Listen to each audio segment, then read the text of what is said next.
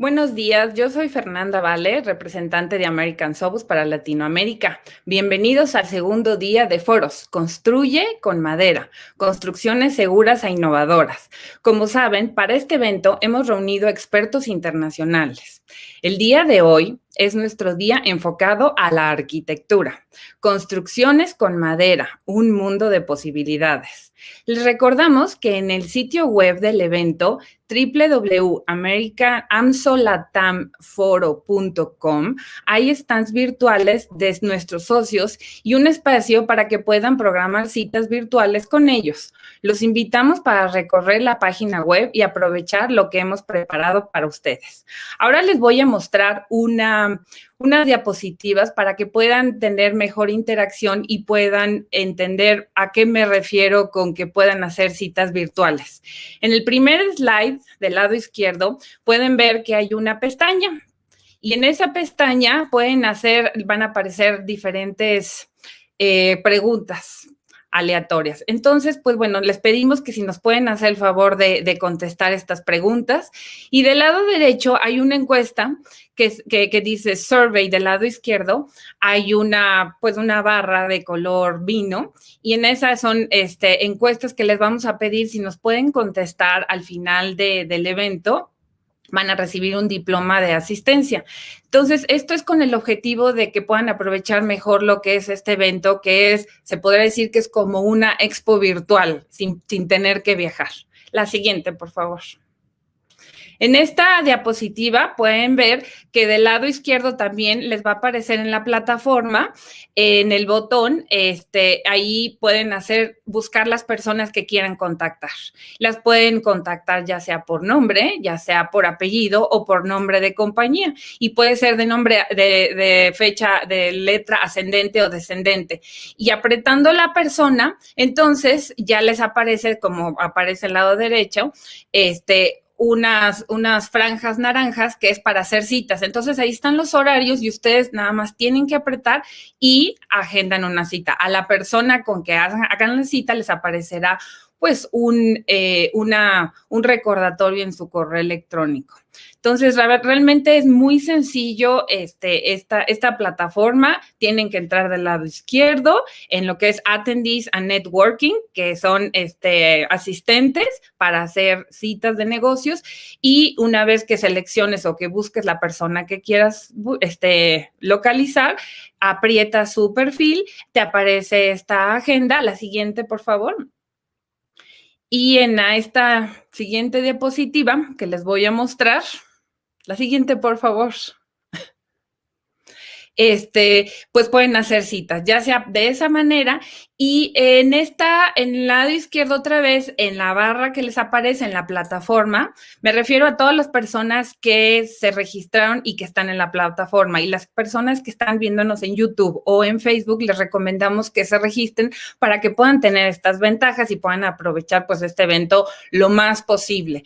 Entonces, como les decía, están lo que son los stands virtuales, que en la franja izquierda está en el último botón y ahí entran y ya van a aparecer todo lo que son los stands, aprietan cada uno de los stands y bueno, del lado derecho hasta arriba, pues aparece cómo contactarlos, la persona a contactar y más abajo pues aparecen videos de sus productos, descripción, página web y hasta abajo aparece un cuadrito que si lo ven es como una carita. Ese cuadrito aparece para que ustedes hagan contacto directamente con estas compañías. ¿Quiénes son estas compañías? Pues son socios productores de pino amarillo, son socios productores de tableros de estructurales de socios de APA que pueden venderles lo que es OSB, HDO y MDO, lo que es vigas laminadas, lo que es o sea, todo lo que son paneles estructurales, ahí los pueden encontrar. Entonces, les recomiendo que hagan, pues bueno, usen esta herramienta que pues va a estar disponible hasta el próximo 12 de marzo. La plataforma la vamos a dejar abierta para que puedan utilizar todos estos recursos. Entonces, pues los invito a las personas que están viéndonos en Facebook, que se registren en nuestra plataforma www.amsolatamforo.com.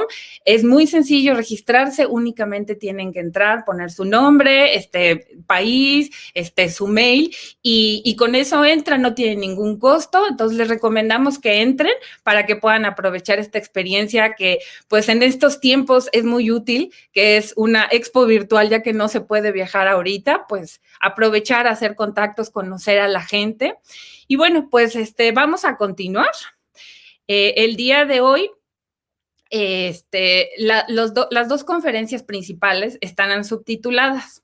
Para la sección de preguntas y respuestas, pueden activar la traducción simultánea con el botón rojo que se encuentra en la parte superior de su pantalla. En caso de tener problemas con su audio, presione nada más la tecla que aparece play. Para escuchar solo la traducción, pueden bajar el volumen de la transmisión original. De nueva cuenta, el panel de discusión será en español. Del lado derecho está la pestaña que se llama Interactivity, que les acabo de comentar, que es donde van a aparecer las preguntas. Ahí, en estas preguntas, les pedimos por favor que nos las contesten. Envíenos sus preguntas y dudas por el chat que está disponible del lado derecho de su pantalla para las personas que están conectadas en la plataforma, y las personas que están en Facebook, pues también si nos pueden mandar sus preguntas por ahí, y en YouTube también. Y bueno, ahora los dejo con Natalie Tellen. Good morning, everyone, and welcome to the second day of the event, Build with Wood, Safe and Innovative Construction. My name is Natalie Thielen, and I'm the Latin America representative for APA, the Engineered Wood Association, based in Panama. Today is the architecture-focused day titled Building with Wood, A World of Possibilities. As a reminder, the webpage for this event, www.amsolatamforo.com, contains virtual booths from APA and SFPA members, as well as a virtual space where you can schedule networking appointments with them. We encourage you to take advantage of the opportunity to meet with producers and exporters from the US and to visit their virtual booths. The two keynote presentations will be given in English with Spanish subtitles, and the panel will be in Spanish. To select the language you would like to hear, please use the red buttons located at the top of your screen. If you have any problems with the audio, please press the play button. To hear the translation only, please mute or turn down the volume of the original audio. We invite you to send us any questions or comments you may have using the chat, which is at the right of your screen. Y ahora seguimos con Fernanda.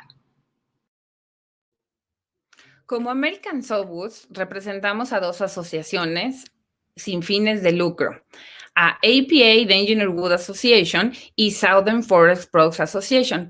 Es importante mencionar que somos cooperadores del gobierno de Estados Unidos y nuestras actividades están apoyadas por sus diferentes embajadas en diferentes países. A partir de lo anterior, quiero agradecer a Orestes Vázquez, director de la Oficina Agrocomercial de USDA Monterrey, que nos dará unas palabras de bienvenida. Orestes, bienvenido. Orestes, ¿andas por ahí? Buenos días, amigos de la industria de la construcción. Mi nombre es Orestes Vázquez, yo soy el director de la Oficina de Agronegocios del Consulado Monterrey en Nuevo León. Es un placer para mí estar con ustedes esta mañana. Les agradezco su tiempo y quiero que sepan que tienen un amigo en el consulado de los Estados Unidos de América, que tenemos siempre las puertas abiertas a todos nuestros clientes que son compradores de madera de pino o cualquier producto agrícola. Ahora, este va a ser un seminario magnífico. Van a ver cuáles son las nuevas innovaciones, las nuevas técnicas para aplicar madera de pino en la industria de la construcción. Yo creo que es algo de mucho valor que ustedes pueden implementar. La semana pasada tuvimos un clima muy inclemente. Aquí no había insulación, no había electricidad. Deberían considerar en sus construcciones los paneles de soporte. Eso va a reducir significativamente el consumo de energía, les va a ahorrar costos Y eso va a ser un beneficio para México y toda la población. México sigue siendo nuestro mercado más grande para madera de pino y sus productos, y así va a continuar. Tenemos una relación muy estrecha. Los bosques de nosotros son sustentables, son productivos, y con lo de la pandemia pueden hacer negociaciones virtuales. Qué lindo es este mundo. Yo creo que es algo que en este seminario van a aprender cómo capitalizar en esas nuevas herramientas. Como decimos, el nuevo normal nos ha cambiado totalmente la manera de hacer negocios, y ustedes bien lo saben. Por último, solo quiero enfatizar de que cualquier necesidad, aquí tenemos amigos en el Consulado de Monterrey, y que disfruten bastante este seminario. Ha sido un placer. Muchas gracias. Orestes, muchas gracias por acompañarnos el día de hoy y sobre todo en este foro. Y les recuerdo que si gustan, mandarnos preguntas, cualquier duda que tengan, sobre todo de la plataforma, o dudas que tengan para hacer citas, nos pueden contactar y con mucho gusto les ayudaremos a usar mejor lo que es la plataforma. Pues bueno, para las siguientes 2 conferencias tendremos activados los subtítulos, y para la sección de preguntas y respuestas podrán activar la traducción simultánea con el botón rojo. En la parte superior de la pantalla, si quieren escuchar solo la traducción, les recomendamos bajar el volumen de la transmisión original. Nos pueden enviar sus preguntas por la ventana de chat que está del lado derecho de su pantalla. Y bueno, pues ahora vamos con Natalie Tellen. The first conference is Wood in the Living Building Challenge. The speaker will be Brian Court, architect and partner in the Miller-Hull Partnership. Brian Court has brought sustainable design to the forefront of the public realm with his performance-driven design process that works in harmony with natural forces, shaping our environment and establishing a low-impact, regenerative future. Since joining the Miller-Hull Partnership in 2001, Brian has led the design of numerous high-profile and complex landmark projects using a deft combination of time-tested and innovative design strategies, as well as emerging technologies. This has earned him the reputation as an advocate for groundbreaking sustainable design. Brian has a master's degree in architecture from the University of Washington and continues to give back to the program as a guest reviewer and thesis critic. Pushing the boundaries of current practice makes him a highly sought-after speaker and instructor who regularly shares his insight and experience with other designers and students. Additionally, Brian was honored with the Distinguished and Singular Young Architect Award by AIA Seattle in 2013. Welcome, Brian.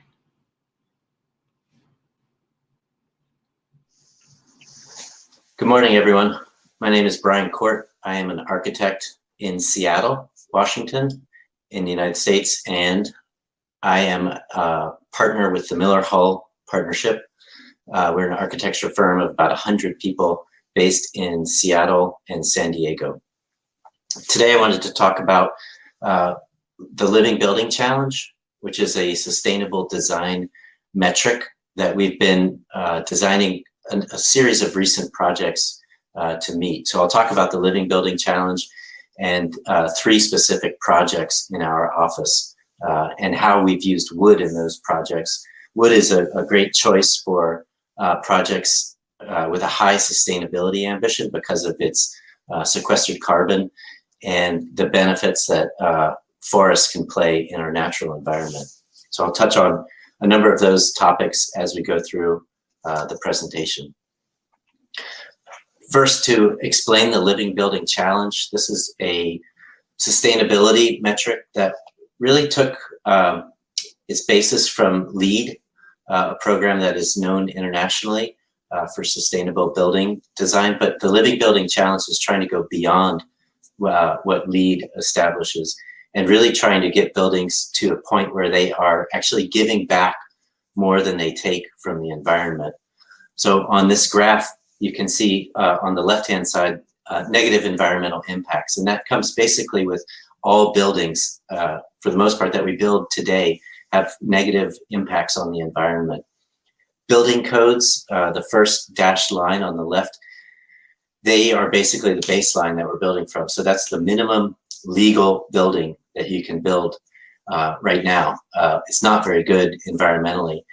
Green and sustainable design has improved the problem, but these buildings are still not giving back. They're just less bad than they were before. High performance buildings, the standards have been getting better and better over the years. But when we step back and look at the buildings, there's still a burden on their environment. So the Living Building Challenge was created with the goal of creating buildings that actually give back and are positive environmentally. So that's the concept for these projects. Can you build a building that essentially has no environmental footprint?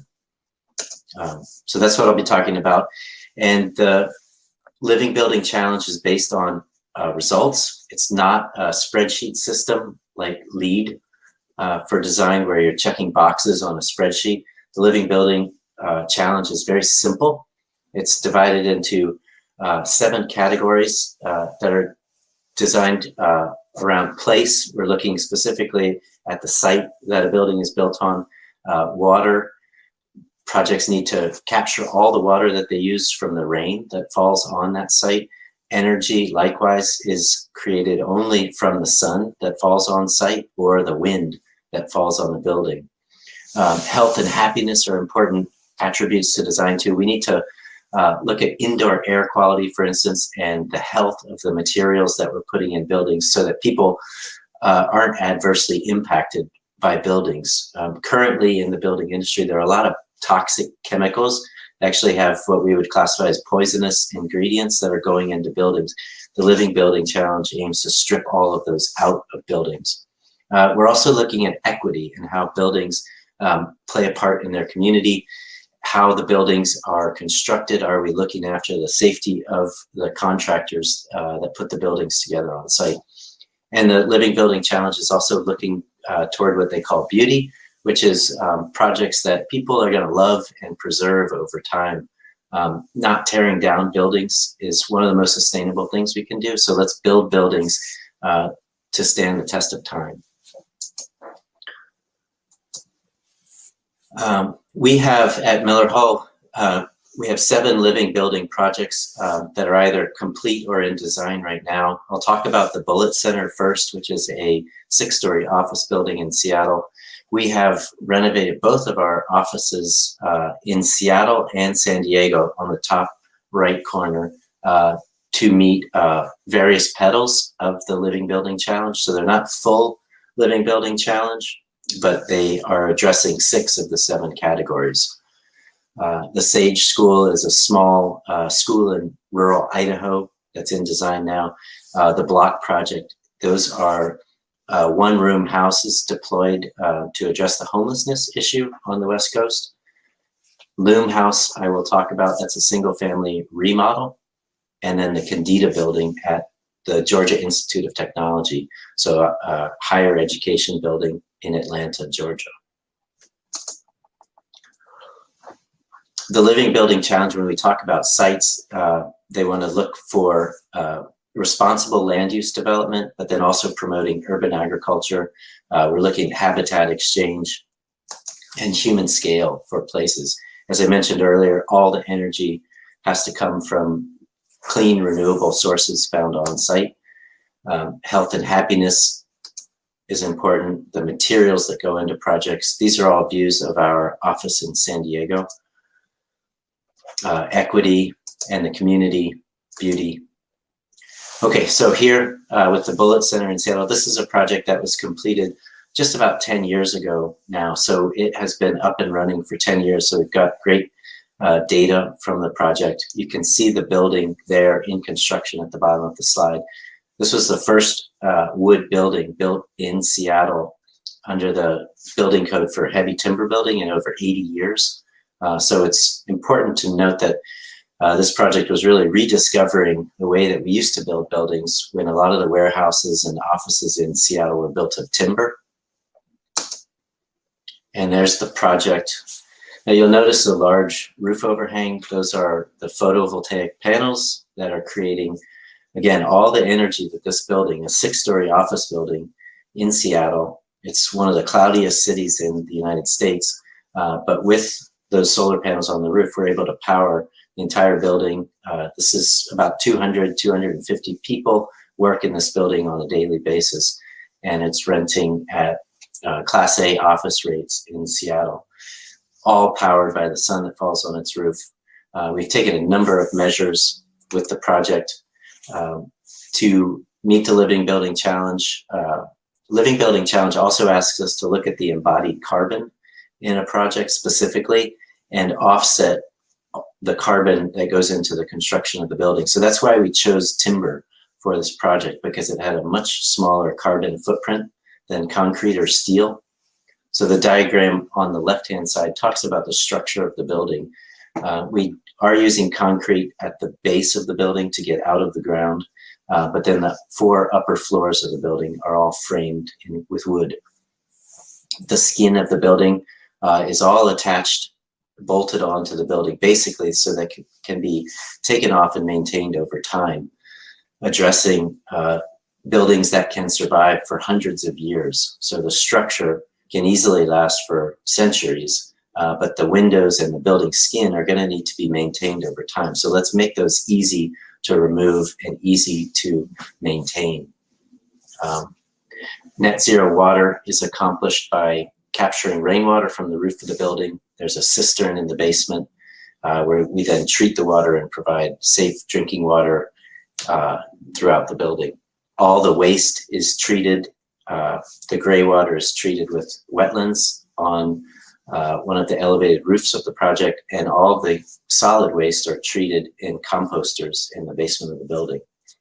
The entire envelope of the building and all the mechanical systems are state-of-the-art, efficient, so that, again, we can just use the power that falls on the roof of the building. Here's a view inside the project. Ample natural light. We carefully studied all the natural lighting conditions to make sure that we minimize the use of electric lighting within the buildings. The timber frame has to meet current fire code, which is basically a 1-hour building. So we have to look at basically oversizing the timbers to give basically an extra inch of wood at the perimeter of each structural member, because wood burns slowly and predictably, and that gives us what the fire department considers a safe building that they can ensure life safety in. So there's some tricks to designing wood buildings with the fire code in particular, and a lot of the connections require a lot of careful thought and planning to make sure that they're cost effective and easy to install for the contractors on site. So here are the connectors during construction, and the buckets on there were all designed so that the contractor just had to cut beams to length, set them in those buckets, and then just with handheld drills, we're able to create all the attachments necessary to support the building. The floors in the project are what we call nail laminated timber. And this is before cross-laminated timber was a product that was available in the United States. So we went with the old school version of cross-laminated timber, which is nail laminated. So these are a series of 2-inch by 6-inch boards, 2x6s, that are set on the frame and then nailed together. So we create a mass timber floor with mechanical fasteners. So no glue for the floors, but we use nails, and then all the columns and beams, those are glue laminated composite members.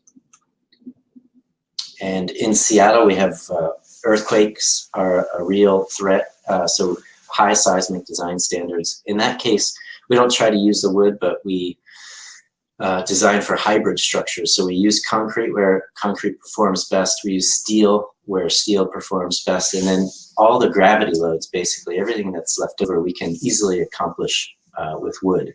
So that's where we've created a hybrid system of concrete, steel, and timber. Some of the views out of the building back to downtown. The stair itself is a hybrid of steel and timber. And the Bullitt Center has been successful, and it's been operating at the Living Building Challenge standards, creating all of its power, all of the drinking water, and treating all of its waste on site for 10 years now. And that inspired the Georgia Institute of Technology, Georgia Tech, in Atlanta, Georgia, to undertake the Candida building. The Candida Fund are the donors. So this is about a $20 million project completed about 2 years ago. And part of this process was a design competition where Georgia Tech had 3 different architecture firms competing for the commission. And our approach to the project was let's design 2 buildings, one that is designed purely for performance with the best solar orientation, and that's the building on the right-hand side. And then let's design a building that performs better with the campus plan and urban planning standards, but a little bit less ideal for the Living Building Challenge. And we'll see which one they like, and we'll see which one performs better through design. These 2 buildings were inspired by local building vernacular forms. And that's something that we found with the Living Building Challenge, is to try to design buildings to operate as passively as possible with as little reliance on mechanical systems and active solutions. So passive design is an important consideration. And both of these designs were inspired by passive building solutions in the Southeast United States, the porch, and then the dog trot, or a building with a breezeway through it to facilitate natural ventilation and natural lighting. And these are the 2 buildings as they were formed up.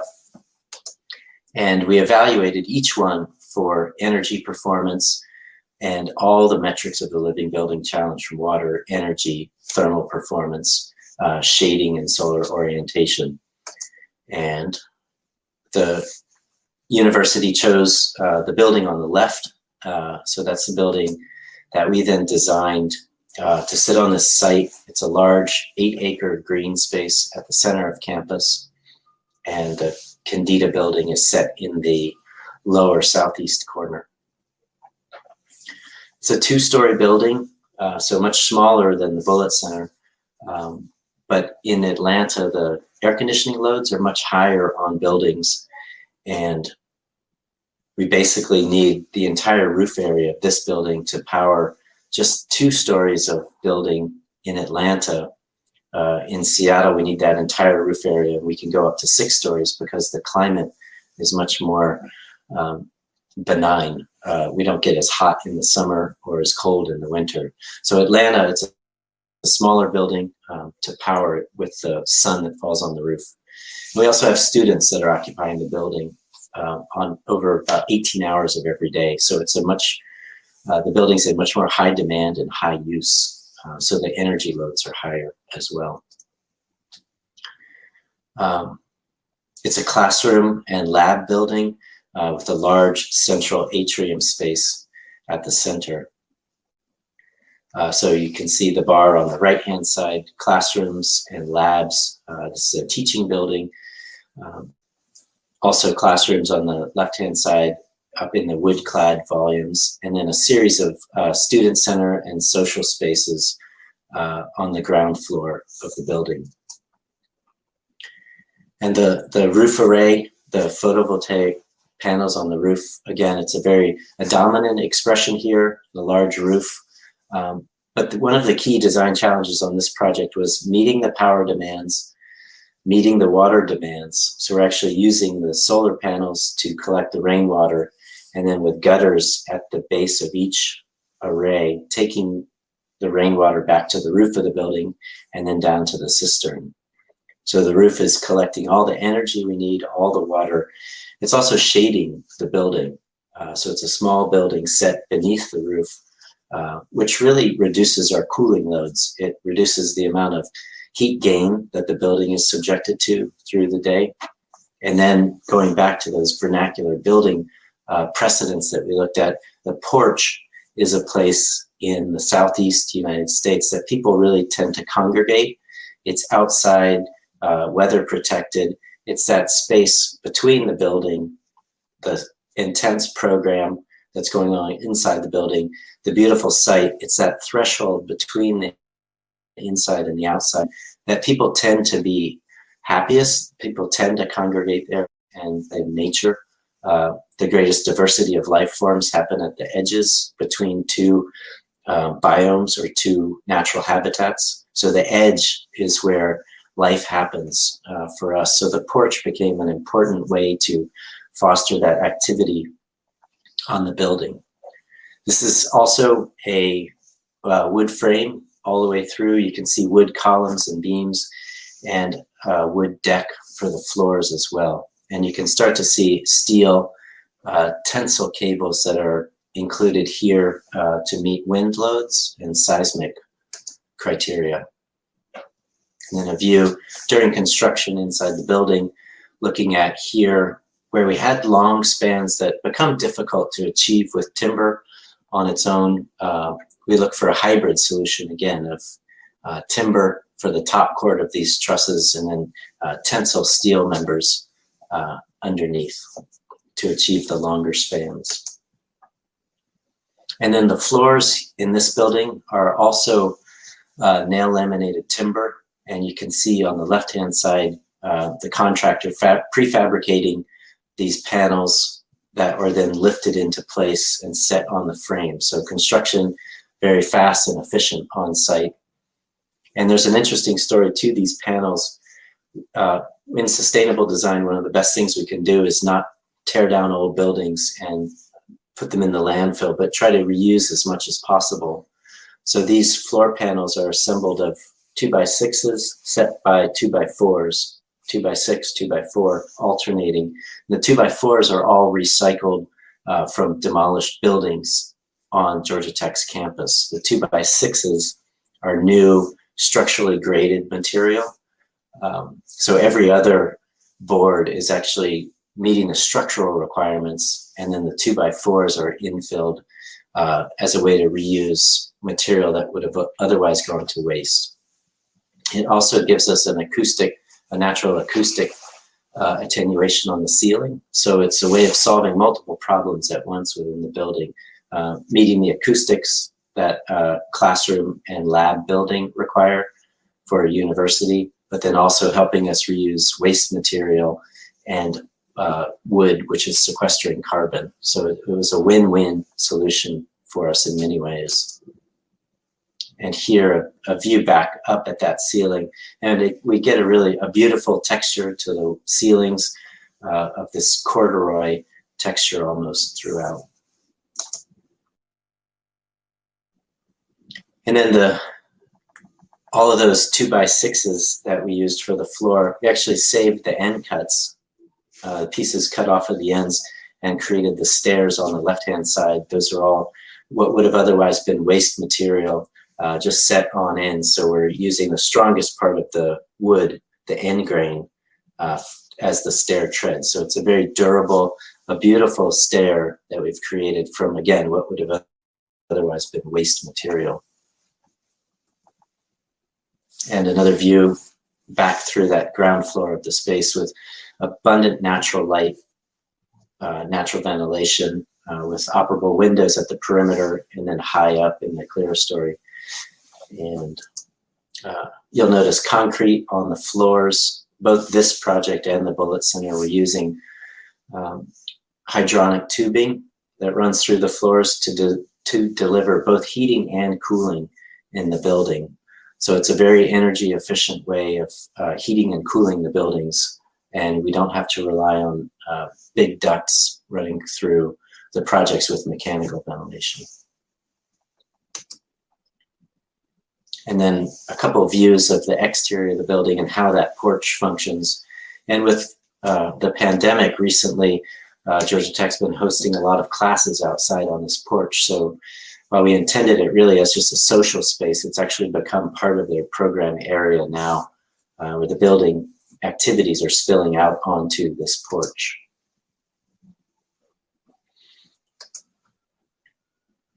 And solar control is important with energy efficient buildings. So you'll notice different methods of ensuring basically that we keep the sunbeams off the glass of the building on all sides.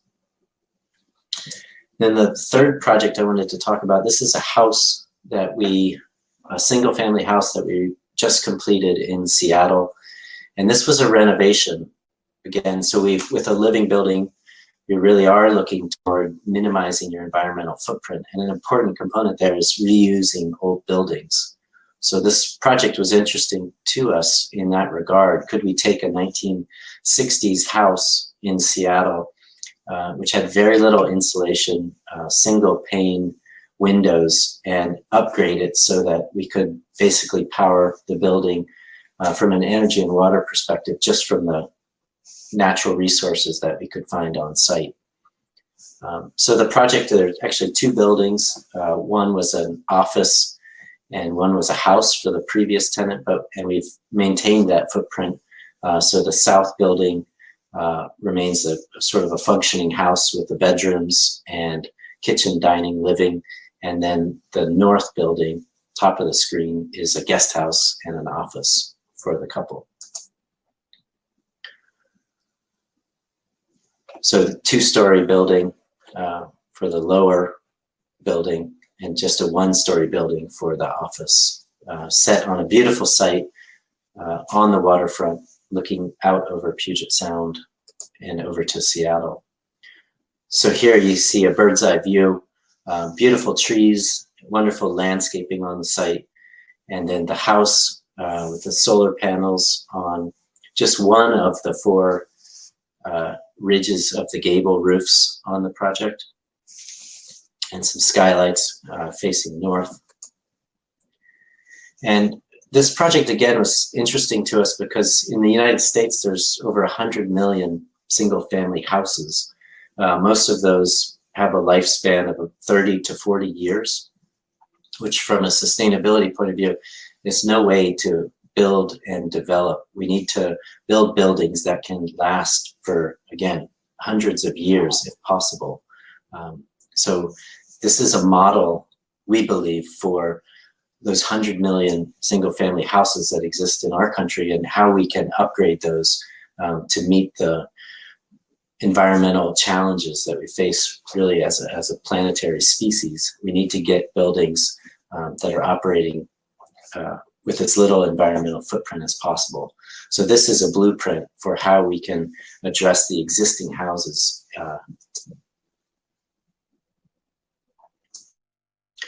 A couple views. This is the entry to the house below. So it's a path that comes through these two great trees, Douglas fir trees that grow very well in Seattle.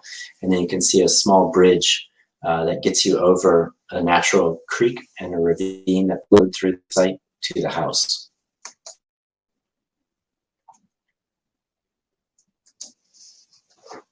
And then a view of the house from that bridge, looking at the front door of the house. And then moving into the building, you'll notice the cedar siding on the left. We used the charring process on that.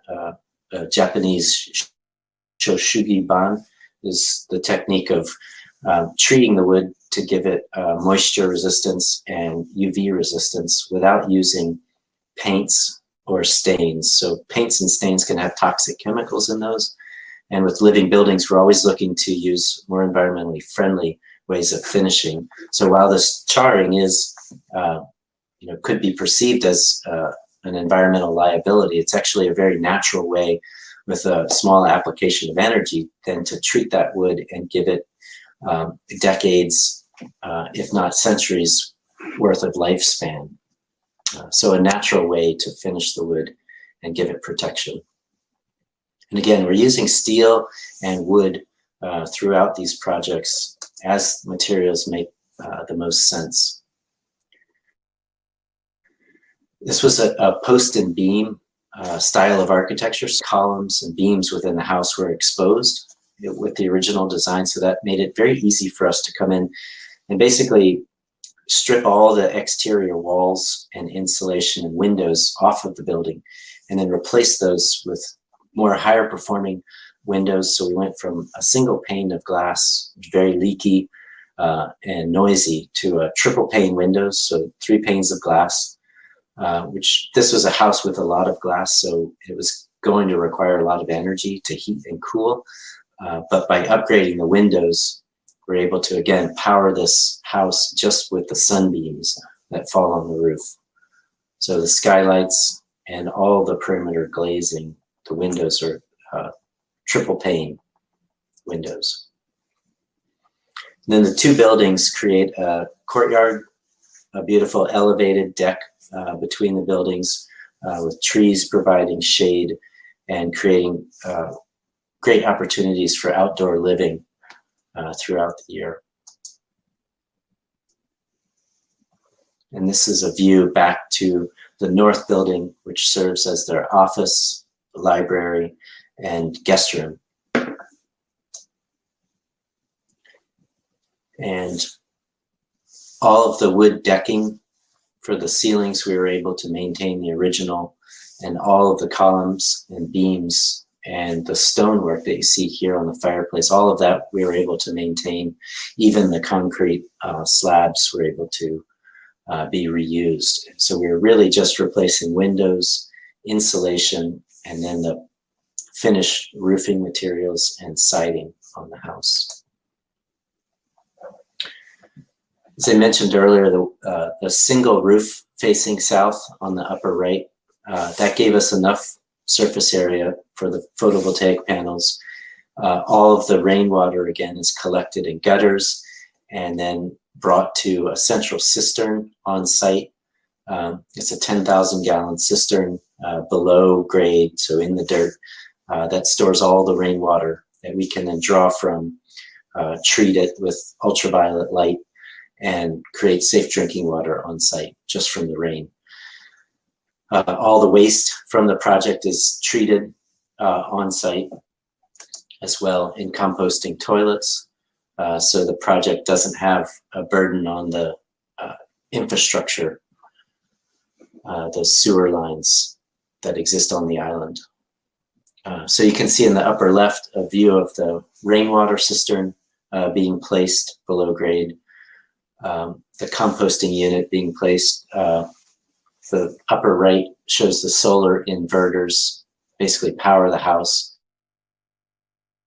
All selections that went into the house, we vet those products carefully with the red list. The red list is a list of commonly found toxic ingredients in buildings today. To meet the Living Building Challenge, you need to ensure that every product specified for that house or that building must comply with the red list. So that means stripping out a lot of toxic ingredients like lead, asbestos, all kinds of, a lot of paints and adhesives can't be used. So you need to find environmentally responsible materials for the buildings as well as meeting the energy and the water goals.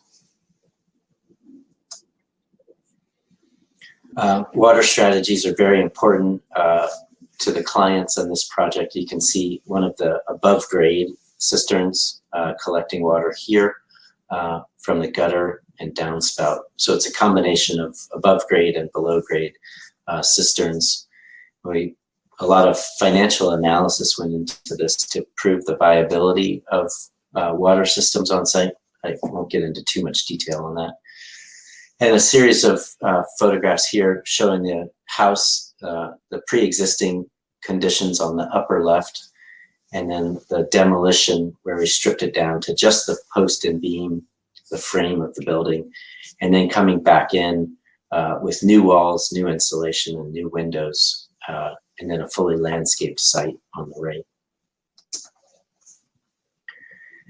And here is a section through one of the walls where we look at the existing building from 1968 on the left with very minimal amounts of insulation, single pane windows, and on the roof there was literally just 1 inch of insulation, of rigid insulation. So the house leaked. The heating that went into it quickly went through the walls and the glass back to the outside. So we're able to reduce the energy consumption on site from the original house to the new house by almost 90%. So the building is operating in a tremendously much more efficient way now than it was. And you can see that insulation on the roof where we installed about 8 inches of rigid insulation, so we get an R45 roof, the triple pane windows, and then significant insulation in all the walls, and then below the slab where the building touches the earth. And then backing up here, a view of those 2 buildings from the hillside. And with that, I hope this makes clear that the Living Building Challenge is a sustainability standard that we can adapt to fit buildings of all sizes and shapes and different uses, from a commercial office building where you have a development model that is really based on profit. Living buildings have proven that they can be a cost-effective solution for development.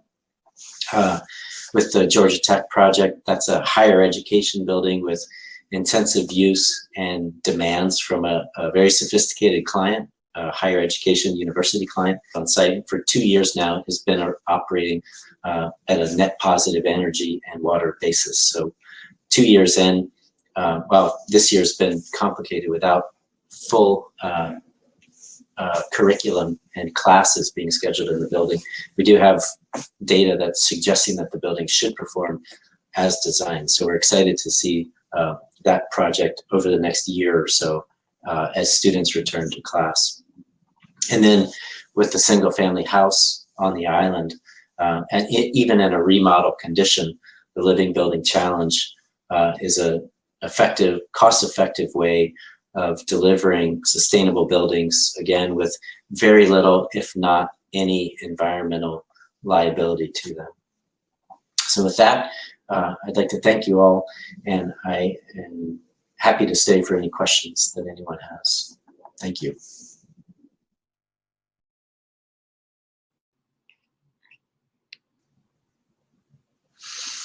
Morning, Brian. Good morning.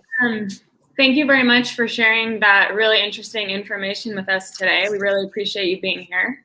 I want to remind all of the participants that you can send us questions using the chat that's on the right side of your screen.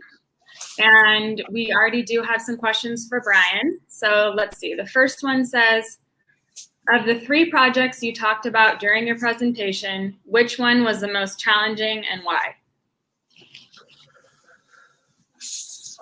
I would say first, all 3 are challenging. The Living Building Challenge, just by nature, it is a challenge. It's exceedingly difficult to get the water pedal to work, for example, where we're treating rainwater to safe drinking water standards and composting natural waste within the building. That has really proven to be the most complex. So I would say on each of the 3 projects, the water pedal is the most challenging aspect, if that's a fair answer. I didn't exactly answer the question, but yeah, getting the water, net zero water to work on these projects is definitely the toughest. Okay. Let's see, there's another one here. What is the name of the eco-friendly carbonization process for the high durability of wood that you expose in the project in the Seattle house? Yeah, it's a Japanese terminology, and I can't speak Japanese, but I can try to pronounce it. It's sho shugi ban, 3 words, where it's basically a blowtorch that's carbonizing the outer surface of the wood. And it's actually a fairly simple process. You can do this on your own with proper precautions. Make sure you don't burn the wood or catch it on fire, but it's essentially a slow charring of that surface layer, and then making sure that the fire doesn't continue, but it basically locks in a weatherproof and a rot-proof surface treatment to the wood without the need for the paints, stains, or other means of wood treatment. Okay, great. Let's see, there's another one from Colombia. He says, how convenient or easy is it to use wood in the underfloor structure in cold climates and and humid climates, so both cold and humid climates? So yeah, the wood structure, humidity is definitely a concern. So with all of these projects, you'll notice that we've been very careful with the detailing of the building's envelope to keep the heavy timber framing within that envelope. So it's always within a conditioned environment, and we're not susceptible to moisture or even insects. Termites can be an issue in some parts of the country or some parts of the world. So we very intentionally keep the wood within the building, and then we also try to expose all the columns and beams so that the wood is breathing and acclimating, and it just reduces the chances of any kind of within the wall rot or moisture issues that we can't see. And that was part of the strategy with the Bullitt Center, to design a building that could last for 250 years. We knew that the window system would have to be replaced, and then potentially the wall systems as well would have to be removed and re-insulated, say in 100 years on that cycle. So the structure of the building is freestanding and the walls can be taken off and remanufactured. So I think the really important thing here is that the wood needs to be protected. You can't just leave it all exposed and expect it to last, whether that be in a temperate climate or, extremely humid or even cold. So I think that's important for everyone participating to understand that you have to protect the wood and properly incorporate all of the other components in the structure as well. Okay. There's another one from Peru. He says, when you started this type of construction, like in general, what were the original limiting factors that you found, and how did you rise above them? So we definitely have challenges building with mass timber. In the United States, with the building codes, it's type 4, which basically says that columns and beams need to be of a certain dimension. They need to have about 1 to 1.5 inches of extra wood at the perimeter to satisfy a 1-hour structural requirement. Finding contractors and builders that are comfortable with large wood members has proven challenging. We have lots of concrete and steel contractors, but we have discovered some challenges just on the construction side, keeping the projects within budget. So oftentimes we'll have to get multiple bids, and we'll have to work with contractors and subcontractors to understand the systems and to understand how to get these materials on site and to place them. But there can be, I would say that's the first challenge, is keeping wood cost competitive, because contractors are not as familiar working with it. Right. Okay, looks like there's another one here. As an architect, what is your role in the structural building materials selection process? We used to rely very heavily on structural engineers to tell us what those materials were, but now with sustainability and people focused on embodied carbon, wood is becoming that desired solution because of all the carbon benefits. So the architect is weighing in much earlier in a project now on what that structural system is, and working with structural engineers to optimize that, if that makes sense. Yeah. Would you say that that's something that's happened within the past, 5 years, 10 years? Yeah, and it depends on the architect too. If exposing the structure is important to you, it always has been for me and for our firm to express the structure as part of the architecture. We would always have a lot of input into what that system was, but I would say now, so in the last 10 to 15 years, as we've become increasingly aware of climate change and carbon, architects are much more interested in that. Okay. There's another question from the Dominican Republic. He says, these like living constructions or living buildings are very interesting, especially during these times of climate change. He wants to know if the roof doesn't use metal, does it only have the solar panels on the roof? Yeah, so that's an instance where because we needed structure outside of the building envelope, and it's very high and hard to maintain. We elected to go with a steel support structure with a high performance coating on it so that the maintenance was reduced.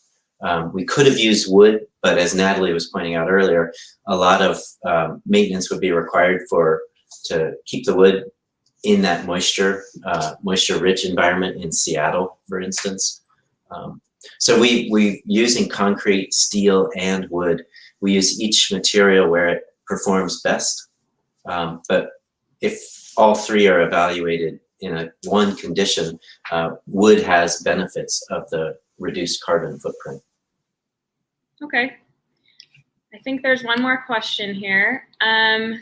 What is one thing you'd like to see surrounding wood use in non-residential buildings in the future? Well, we'd like to see more wood use. We've had, in most of the buildings we've done, and you talk to occupants or people that are owning or leasing or just being a part of the building, their favorite part of the building oftentimes is the exposed wood, the warmth that comes from that visually, but then also the sort of a natural feeling to the building, the smell of the building. The wood construction really resonates. So I think that's a really strong element in the future if we could get more wood buildings and give more people access to that sort of a natural feeling wood building. Right. It looks like actually a couple more just popped up. This one's from Ramon Mollenhauer. He says, how do you manage the costs and benefits of maintenance on the outdoor parts of the construction? Do you ever use treated wood or cover the insulation? And what kind of treatment is better? If we use wood on the exterior of the building, the treatment is definitely important. So Shoshugiban is a great option because we don't require paints or stains, but we will treat products, but we want to look at the ingredient list of those stains or paints to make sure that we're not using any toxic VOCs, for instance. So we have to really pay attention to the finishes on buildings because oftentimes that's where most of the toxins are in the adhesives and the finishes on a project. Okay. This one's from Roberto Saldaña Gutierrez. He says, do the structural pieces of wood contract or expand over time? If so, are there any structural considerations for it? We do. All structural materials have design tolerances that we need to be aware of and design to. But when those large columns and beams are within the conditioned envelope of the building, it's negligible any shrinkage or movement over time. But with any wood building, if you're building wood frame next to concrete or steel frame, you need to build in tolerances for the wood, which is generally about 1/4 to 1/2 of an inch, depending on the distances that you're looking at. Okay. Carlos Arroyo says, when using wood as the raw material, let's see. Oh, and the wood's treated for humidity and various insects, and to resist fire, like what's the durability that it can have for those various things? So humidity, insects, and also to protect against fire. If we can protect the wood adequately, wood can last hundreds of years, centuries. There are examples of 1,000-year-old buildings that the wood is still performing its structural role. So it's really critical and incumbent upon the architect to detail the building so that it can perform over time. But wood has an indefinite lifespan if we design it well. So it comes down to the design more than anything. Absolutely, the detailing is critical. Yeah. Okay, we have one final question from William Flores. He says, in buildings of 2 or more stories, how do you insulate against sound or sound barrier? Mm-hmm. Is there a barrier in wood floors or laminate floors? So we use, in both of the projects I showed you, the Bullitt Center and the Candida building at Georgia Tech, we use an acoustic mat. So we have the structural wood floor, an acoustic mat of about 3/4 of an inch, and then a concrete topping slab. So the combination of the concrete takes care of the footfall noise, and then that acoustic layer knocks down the noise. So we've had very high performing STC ratings. Building codes require acoustics to be designed into the structure. So we haven't had any trouble getting the exposed wood structure to perform for acoustics. And what is that acoustic mat or layer made of? It's either a neoprene or it's a gridded hexagonal plastic sheet. It comes in rolls, and it's basically rolled out over the wood subfloor, and then the concrete poured on top. Okay. Well, I think that was the last question. So again, we really thank you for participating today and for sharing those 3 buildings with us. And hopefully we'll see you at an event in the future. So thank you for your time. Thank you, everyone. Bye-bye. Take care. Bye. Okay, so now we will continue with our second presentation of the day, International Construction, Wood Around the World, given by Michelle Cam-Byron. Michelle is a California licensed structural engineer and recently joined Structurlam Mass Timber Corporation as a mass timber specialist, working with key decision makers to utilize Structurlam mass timber products. Prior to joining Structurlam, she has over 10 years of experience in the wood industry as Vice President of Education for the American Wood Council and Senior Technical Director, National Lead, Construction at Woodworks. Ms. Cam-Byron has authored several articles and white papers related to the use of structural wood and has over 20 years of experience managing and designing a wide range of projects. She graduated from Cal Poly San Luis Obispo with a bachelor's degree in architectural engineering. She's a former director of the Structural Engineers Association of California and past president of the Structural Engineers Association of Southern California. She currently volunteers her time on the National Council of Structural Engineers Association Basic Education, the ICC Professional Development Council Education Committee, and is past chair of the American Society of Civil Engineers Structural Engineering Institute Wood Education Committee, as well as chair of the Women in Structural Engineering Committee. Welcome, Michelle. Thank you, Natalie, and thank you everyone for joining us. This presentation is the wood evolution. And this presentation is pretty much a personal journey of myself and the awareness that I came to with joining the wood industry of heavy timber and mass timber construction. Prior to joining the wood industry, I had no idea how great and how grand wood structures could be, even though I was in the industry for some time. And this project here that you see is a project at the University of California at San Diego. It's the Eleanor Roosevelt College, and it consisted of roughly 26 buildings that I was in the conceptual phase, design development phase. And as you can see, there's a lot of dormitories that are shown here. And at the end of this whole grass area, there were 2 anchor buildings, and the roof systems were made out of curved glue laminated timbers. Well, this project actually is what helped to get me a job with the wood industry. And this was back in 2008 when I entered the wood industry with Woodworks. And so as I was learning more about the wood industry, I noticed a lot of iconic structures throughout the world. And we'll go through a few of those examples here. In 2008, this was completed. It's the Cathedral of Christ the Light in Oakland Cathedral. And it is a Roman Catholic diocese commissioned this as the first cathedral to be built in the 21st century. And it was completed in 2008. The design team is SOM, Skidmore, Owens, and Merrill. And you can see that it makes quite the impact when one enters the church. Consisting of vertical Douglas fir glulam ribs that span 108 feet. And I was actually fortunate enough to visit this project, and it's very peaceful when you enter into the church. Another project is the Richmond Olympic Oval, which is shown here. And in 2006, Vancouver, British Columbia was awarded the honor of hosting the 2010 Winter Olympics. And this is the long track speed skating venue where the 2010 Winter Olympics occurred. This roof is 6.5 acres of roof structure.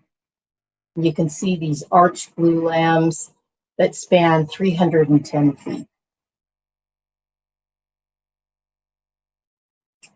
And then also in 2009, this is actually the first mass timber building made out of cross-laminated timber, entirely cross-laminated timber, except for the first level, which is concrete podium. At the time when it was completed in 2009, it was the tallest mass timber building in the world. And then I was also fortunate enough to go to Dubai and Abu Dhabi, where traditionally they usually build out of reinforced concrete. But this project happened to have curved glue laminated timber beams, the entire roof structure. And another example of an iconic structure is the Centre Pompidou Metz in Metz, France, that was completed in 2010. And it's a 12,000 square foot hexagon roof structure, which surrounded a central spiral reaching 245 feet. This shows what glue laminated timber can do, forming some very organically flowing structures and the versatility of the structures. One of the last projects before we get into more details is this Metropole Parasol in Seville, Spain, which was completed in 2011. It's probably the largest wood structure in the world. You can even see it from the moon. And it's roughly 230 feet wide, 490 feet long, and 85 feet high, with 6 parasol structures. And the whole concept was to provide a central space in Seville to revitalize the downtown area.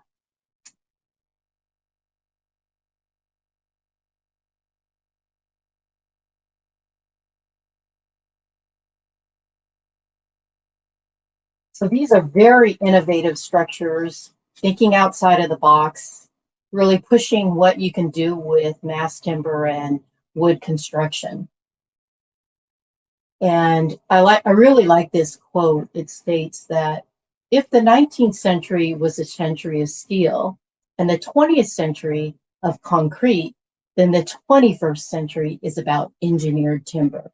And it really is, because when you look around in the industry and see what's going on with all the building materials, mass timber and timber construction is where the innovation is going on and where we're pushing the limits of what was previously allowed and making some really iconic structures.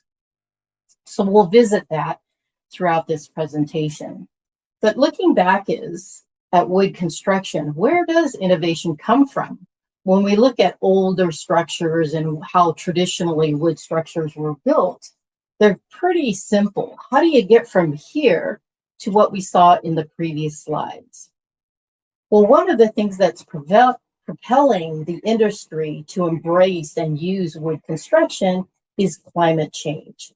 And this slide just provides a high-level overview of what climate change is. When we look at the world, we see this picture, and surrounding that world is atmosphere. So then we know that the sun provides solar radiation onto the earth, and it penetrates this atmosphere and warms up the earth. Well, then once it does that, the radiation goes back out as infrared radiation. However, it is less powerful than the incoming radiation, and because of that, it's increasingly unable to cross the barrier of that atmosphere because of the buildup of gases in that atmosphere. So the gases that form that atmosphere are called greenhouse gases. It's made up of water vapor, carbon dioxide, methane, nitrous oxide, and chlorofluorocarbons. But the main contributor to that buildup of gases is carbon dioxide. That's why whenever you talk about sustainability to people in the industry, we're talking about reducing that carbon dioxide. Now we look at globally the carbon dioxide emissions and what are the major contributors to carbon dioxide emissions. You can see a big part of this pie, 33 or 39%, is from buildings. And the industry has really concentrated on building operations, providing a tighter building envelope and more sustainable building envelope, reducing energy required to operate a building. Now we're turning to the building materials, where we look at what type of building materials are we using for our structure to reduce even more the carbon emissions that we have when we're building with structures. And that has to do with the embodied energy. So we're looking at the steel, the concrete, and the wood, and how they can contribute or not contribute to carbon dioxide emissions. And that's where wood plays a key role in reducing carbon dioxide emissions. Here's a chart that if we look at this bottom and we have a forest, we know when trees grow, they collect carbon dioxide and store it in its body, and then it gives off the good gas, the oxygen. However, if we look at that and we see that, okay, trees, the wood is actually 49% carbon dioxide. Now, what happens is if we have a forest that's not sustainably managed, we can have some issues with that forest. They could be densely forest, weakening the forest because it's not managed properly. It could be infected with beetles, which then weaken the tree to defend against wildfires. And then when those wildfires occur, they release the stored carbon into the atmosphere, making it have increased volumes of carbon dioxide in the atmosphere. Whereas another scenario is a sustainably managed forest, which you see here, where it's constantly managed. We are thinning out the forest so that it doesn't get weakened. And then we're utilizing those wood products, the wood in the tree, to produce wood products. And the carbon dioxide is still in those wood products for long-term storage. In addition to that, we're constantly replanting those forests. So wood is the only renewable resource of the major building materials. In other words, once you take that product or the tree from the atmosphere, from the forest, you can replant trees to create that product again. Whereas the other building materials, whatever they take away from the earth, they can't recreate that, it's gone.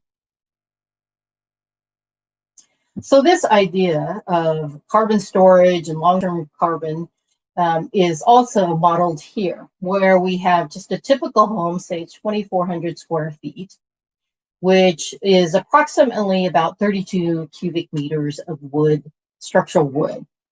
That is equivalent to 92 metric tons of carbon dioxide. And that can be equated to taking 5.7 passengers off of the street, of the emissions. And rather than having those emissions, we are storing that in this house, one house. Here are some other examples that show where the carbon benefits are for different buildings. I'll just take the one on the left, the Avalon Anaheim Stadium, which is a mid-rise luxury apartments. And what we see is the amount of wood in this complex is equated to 183 1,000 cubic feet of lumber and sheathing. And that can be grown in 15 minutes, only 15 minutes to grow from US and Canadian forests combined to grow that amount of wood. And then carbon stored in that wood is roughly almost 3,000 metric tons of carbon dioxide. And because it used wood, it avoided greenhouse gas emissions of 8,440 had it used some other product. And so that is equivalent to 12,410 metric tons of carbon dioxide, which is an equivalent to 2,369 cars off the road for 1 year. And another equivalency is it's enough energy to operate a home for 1,054 years. So quite a bit of benefit by using wood for these different projects. So this is one of the major reasons why architects, developers, engineers are utilizing wood throughout the world. Here are some examples, just a few examples of what is being built throughout the nation. The first project you see, the Stad House, is the one project that I showed earlier in the presentation that was completed in 2008. And then fast forward to what's going on in the United States, we see the Ascent, which is being built in Milwaukee, Wisconsin, which is going to be the tallest mass timber project in the world, and it's estimated to be completed in 2022. So now let's look back at some more details about the projects that I showed in the beginning of the presentation with the Cathedral of the Light, of Christ the Light in Oakland. And this has 26 vertical arched Douglas fir glulam ribs that span to a height of 108 feet. And it's supported by some glulam louvers that you're shown here. The picture on the right is actually a test mock-up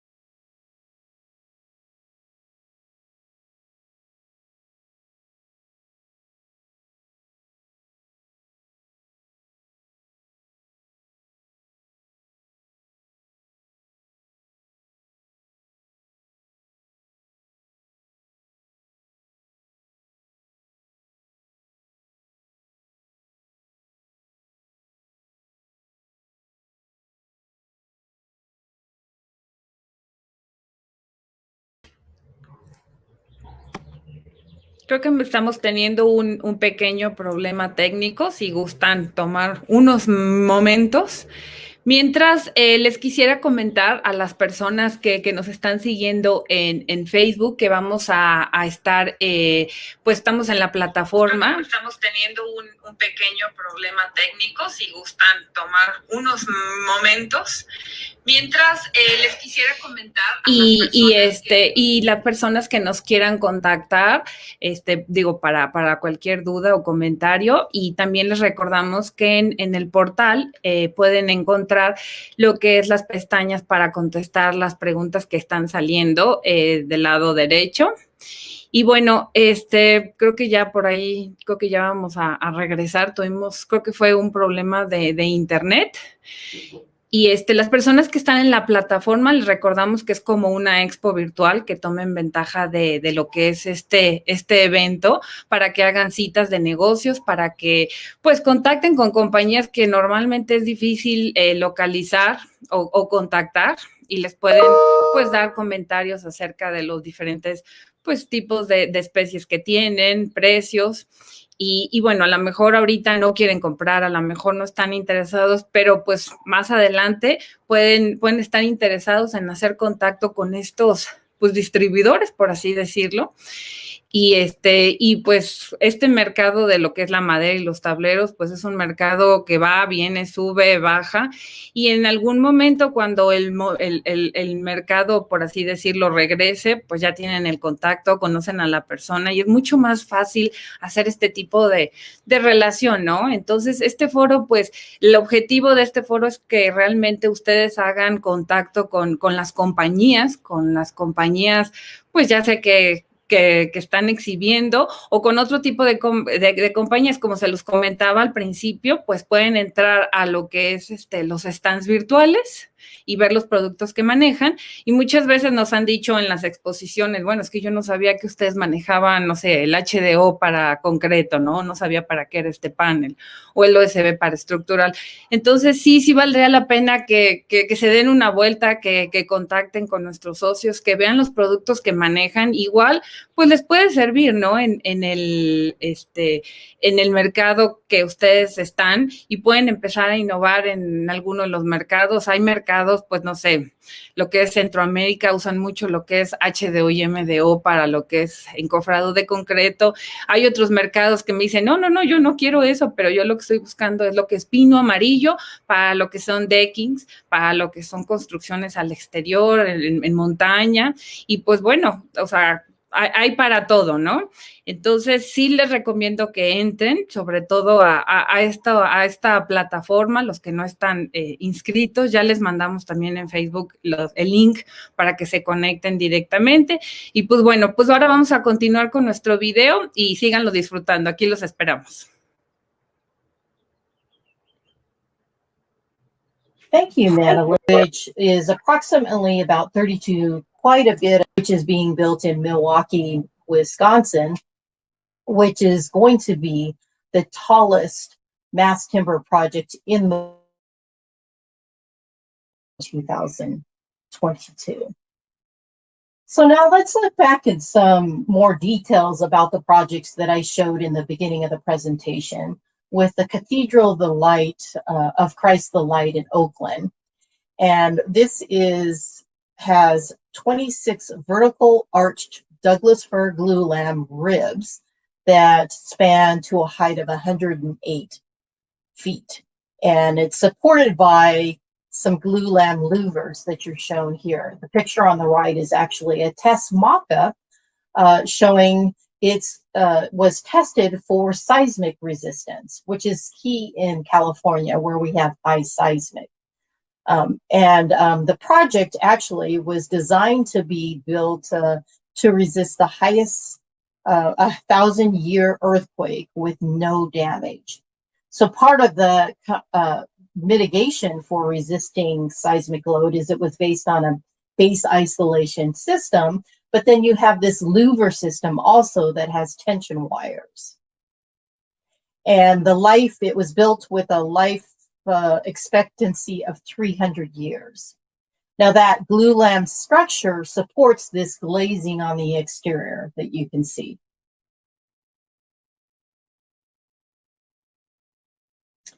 And then the Richmond elliptic oval, you can see these arches that span 330 feet. And they're wrapped actually in paper right there, the white paper. And then we have these wood waves.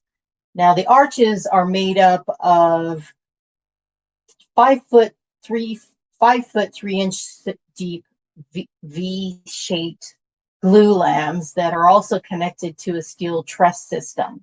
And that spans the 330 feet. And spanning between those is that wood waves. Now, the background behind this wood wave is the engineer really thought outside the box for this and was really innovative in the solution. during this time, there was forests in the BC area that were infected by mountain pine beetles. And they were so infected that the only way they could get rid of this issue, this challenge, is they would have to burn that in complete forest and then release all that carbon dioxide out into the atmosphere. Well, the engineer, instead of doing that, he was able to come up with this system that utilizes 2x4 dimensional lumber to create this wood wave that spans 42 feet and then has this tension wire on the bottom, and creating a very elegant structure.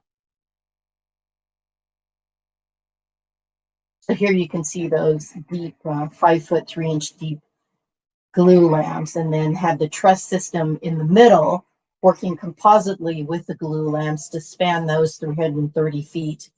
And they were able to run the MEP through those arches as well, through that truss, steel truss.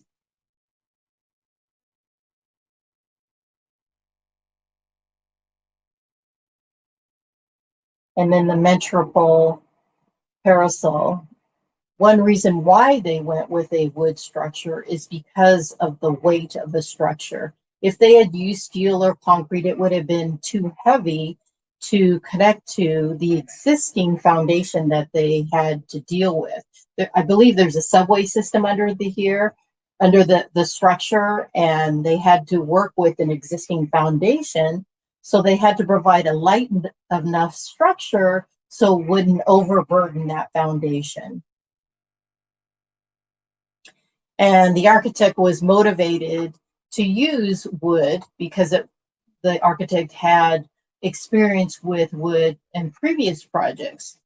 And they decided to use this LVL that's wrapped with a polyurethane coating because it provided a less expensive solution than steel, and still provide a durable system with that coating. And then through my experience through working with woodworks before joining American Wood Council, I was able to travel around our nation, the US, and I flew into Raleigh-Durham Airport. Now, I've been to a lot of airports before, and typically when you go in these airports, they're very sterile environments. But when I landed in Raleigh-Durham, I was surprised to see these glue laminated beams or arches. They're actually called a lenticular wood truss that spanned the entire width of the airport, really warming up the environment of the airport with these lenticular wood trusses. And these trusses span 156 feet. And I believe this is one of the world's, or at least the nation's, first major airport with these lenticular wood trusses. The architect and the engineer came up with some carbon benefits. They did a carbon takeoff of using this type of system, the wood glue laminated system. And they calculated that this structure, as opposed to using steel, would take 200 cars off the road in 1 year of carbon emissions, and a 32% reduction in embodied energy by using wood as opposed to steel, which is equivalent to 500 homes, the energy used for 500 homes in 1 year. So quite the carbon benefit. Now, nail laminated timber is something that is quite common actually in the US, and it has been in the codes since 1967, but it's making a comeback in the nation. This is one of the first mass timber projects in Minneapolis, Minnesota, actually modern mass timber projects, and it's the T3 structure, which is 7 stories. It's 6 stories of type 4 construction over 1 level of concrete podium above, 2 levels below. And I have a video, and I hope this will work. Let me show it here. That shows the speed of construction using mass timber construction. Now, these nail laminated floors were constructed off-site. And that's another benefit of using mass timber construction, is it can be prefabricated offsite and then erected in place. To give you a comparison, it took 6 weeks to do 2 levels of concrete for this project, whereas the actual mass timber took only 9.5 weeks to build 6 levels of mass timber. That was roughly 30,000 square feet of mass timber per week.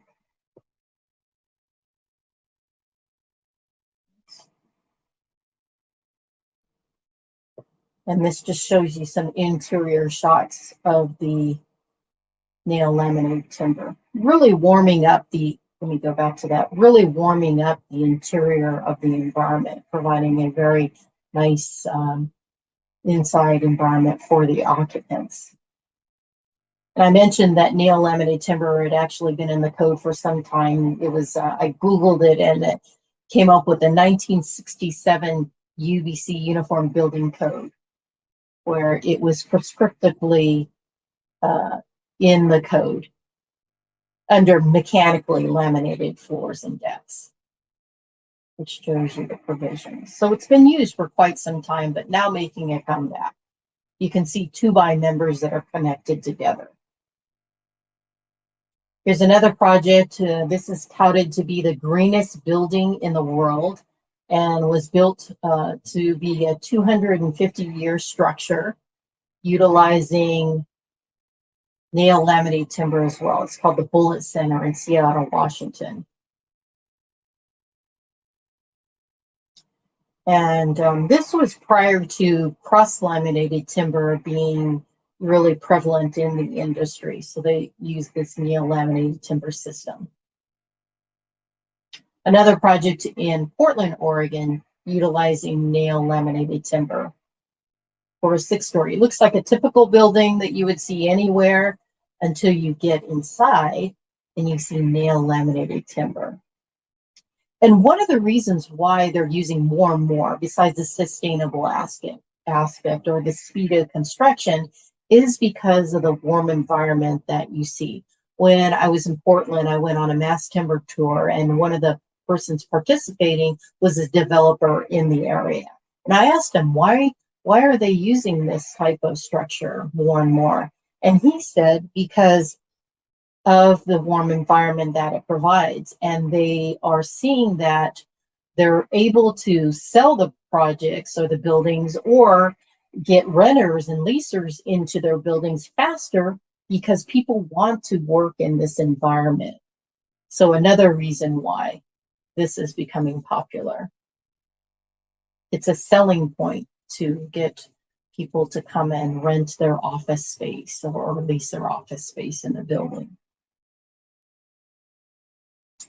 And glulam beams, this is another major mass timber type product that you see here, where they have laminations vertically laid up. And this is a project in Quebec, Canada, that's made up of glue laminated timber beams as its major structural system. 13,000 square foot office building, 6 stories, 1 level of concrete. And instead of having the glulams vertically erected, what you see is the frame there, which is shown here. This is the frame. And then we have glulam beams here. But then we also have glulam beams making up the plate of the floor. So the glulams are set flatwise to make up the floor system.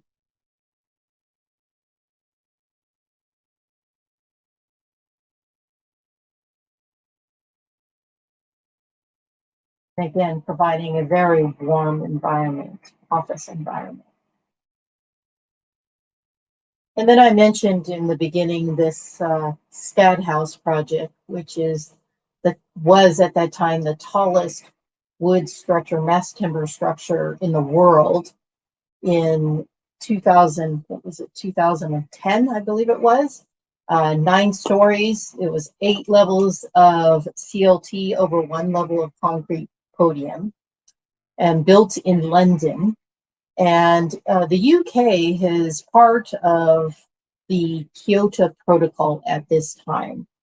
And one of the requirements that they have put on new projects at that time is carbon offsets for any new construction. And those carbon offsets were usually done in the form of site renewable energy.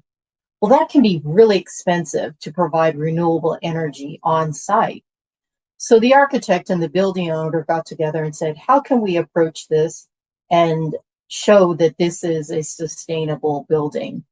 What they did is they looked at the structural material itself and found out that by using wood materials, they would have enough carbon stored in the structure that would be equivalent to reducing the energy consumption of the building by 10% for 210 years. Or another way of putting it, 21 years of 100% savings.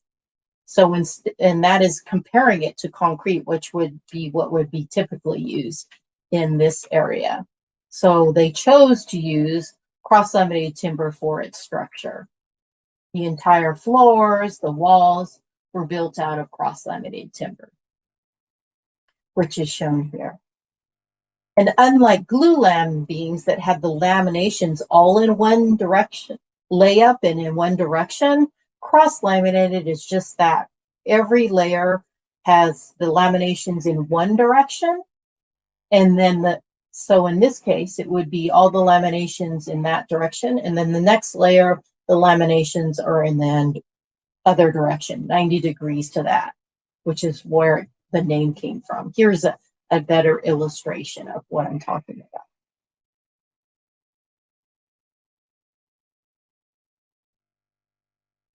And this technology has actually been around since 1985. When you think of 1985, that's really, in the whole scheme of things, not that long ago, but it really has been, the first patent was provided or awarded in France in 1985. And in the early 2000s, CLT was used increasingly in Europe. And in the US, it actually was used just recently in the US, cross-laminated timber, but it's taking off quite a bit in the US and in Canada.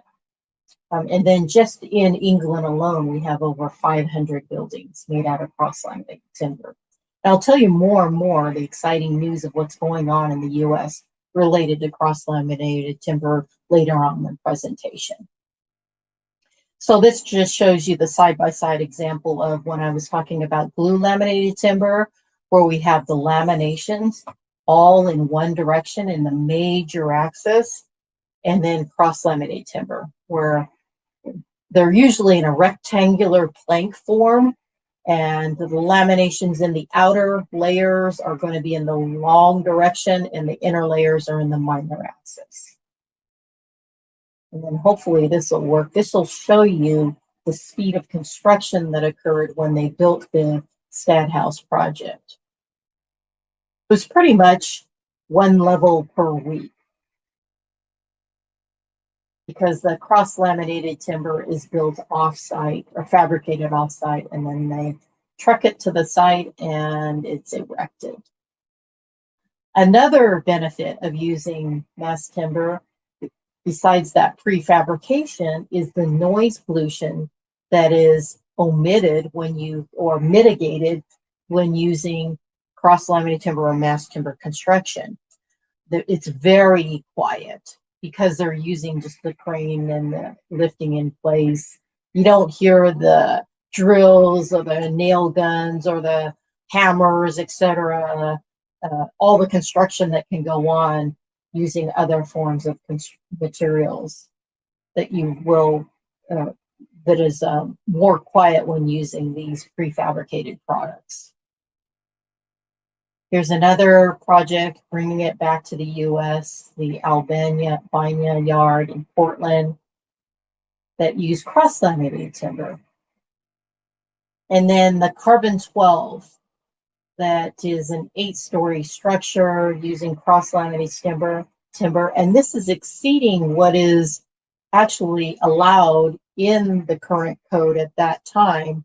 using a type 3A construction, and they went through an alternate means and methods to allow them to use cross-laminated timber and to go to 8 stories. Typically in the US, before the 2021 International Building Code, we were only allowed to go up to 6 stories using wood construction.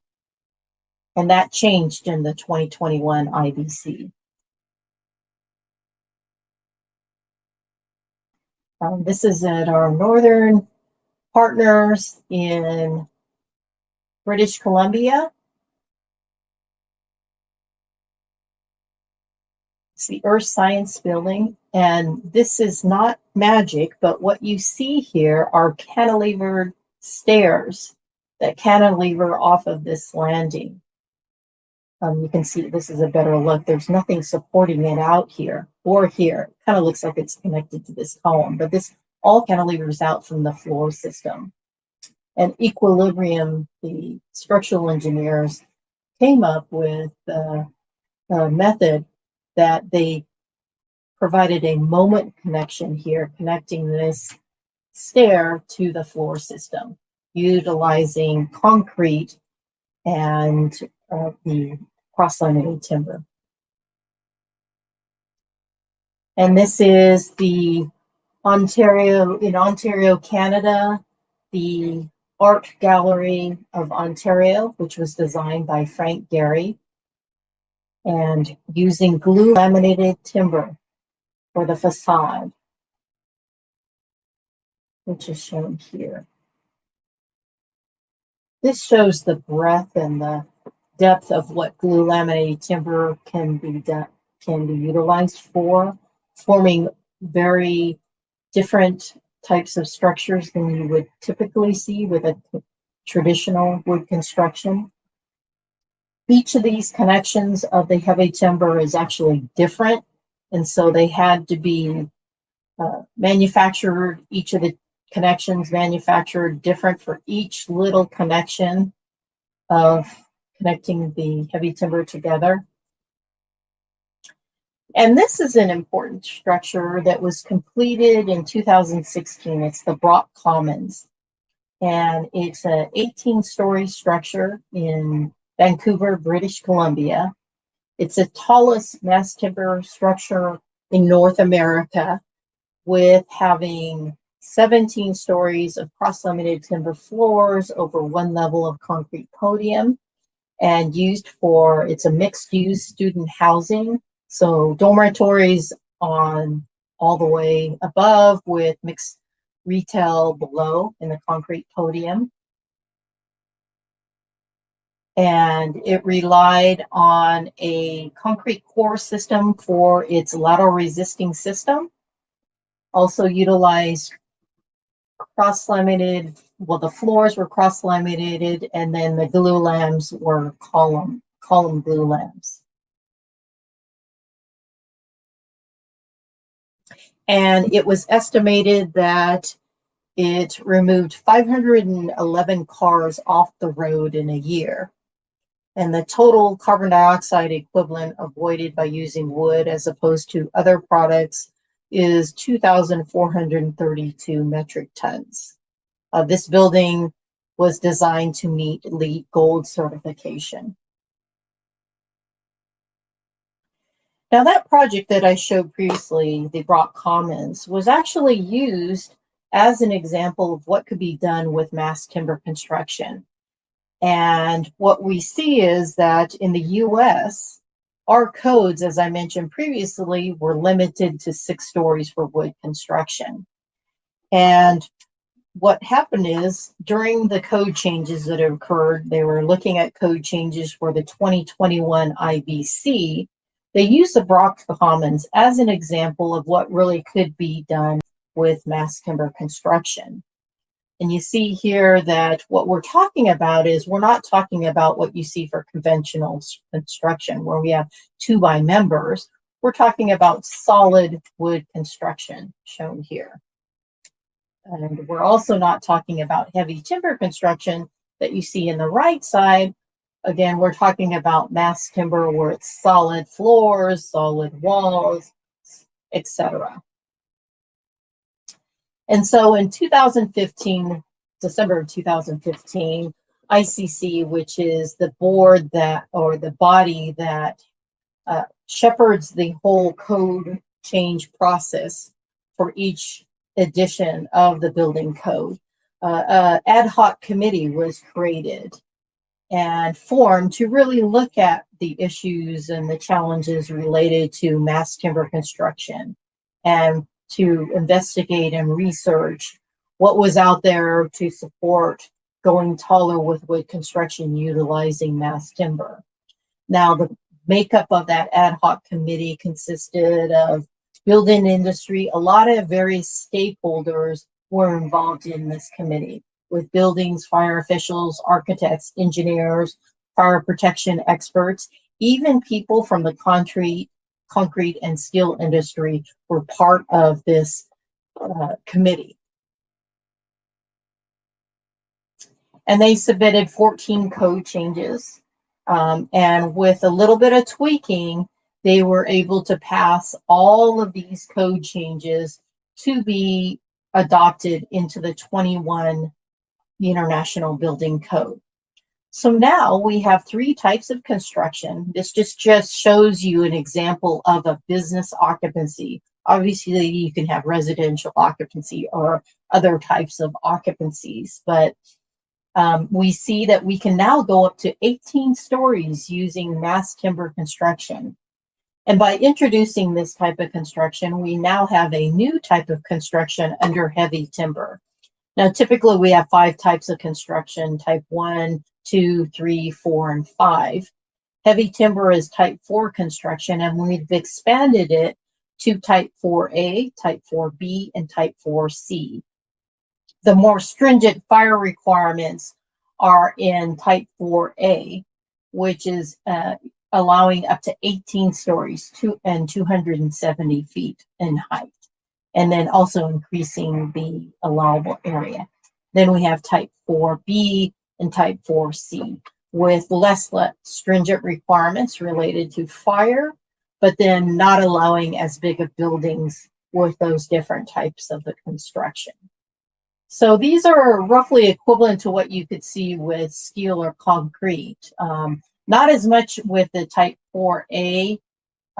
We can't get up to what is allowed for type 1A construction, but certainly we can go more than what we could before these were adopted.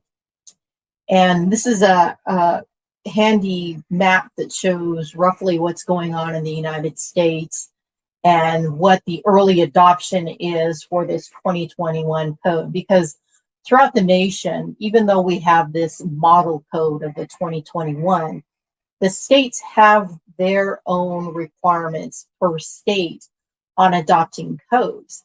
And so you could have a state that is only on the 2012 IBC or on the 2018 IBC.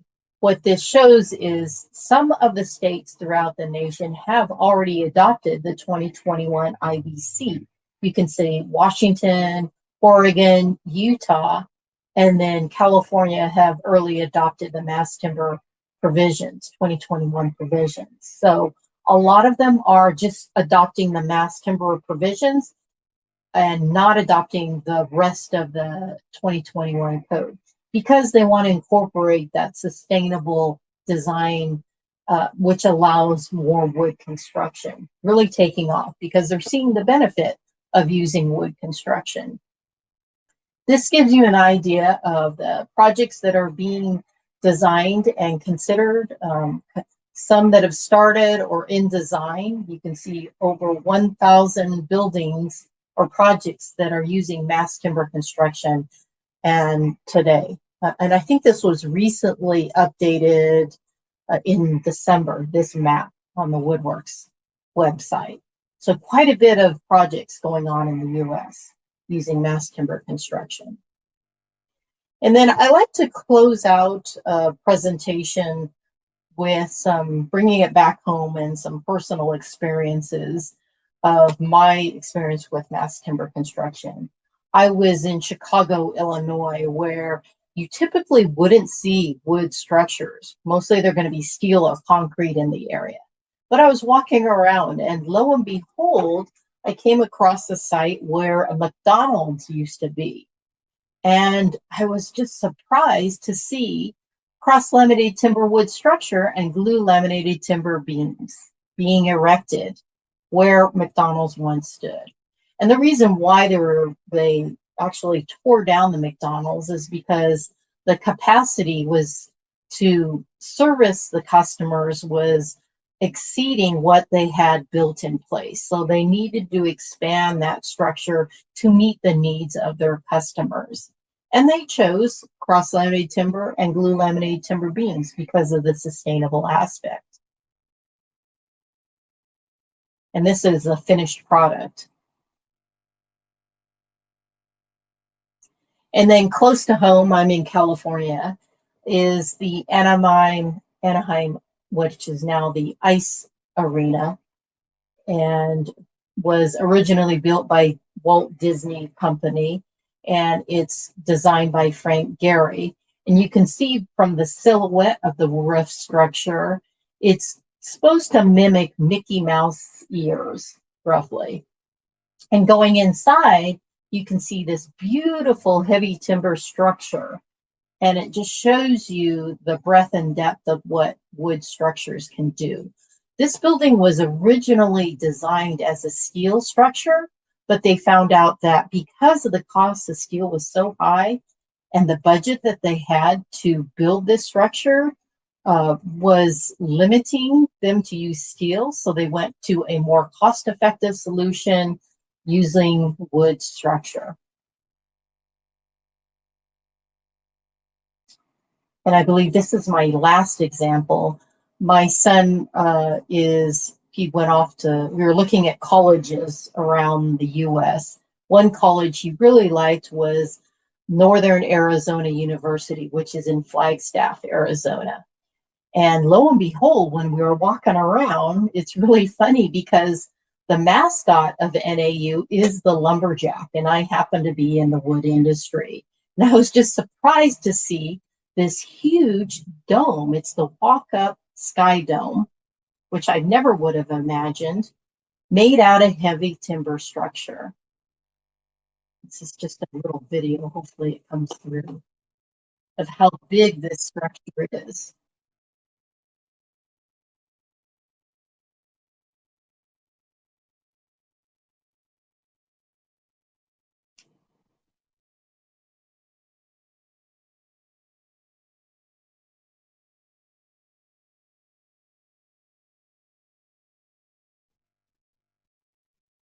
So fortunately, my son did choose NAU and he's going there right now. But I just thought it was so amazing to see this big, huge structure. And hopefully you were inspired to really look at wood construction and really think outside the box, because you can do amazing things with wood construction. And this ends my presentation, just going through some slides. The presentation is copyrighted. This gives you a description of the presentation, as well as acknowledging the architects and engineers and the timber suppliers for many of the projects that you saw today. And that ends the presentation. Thank you for joining me.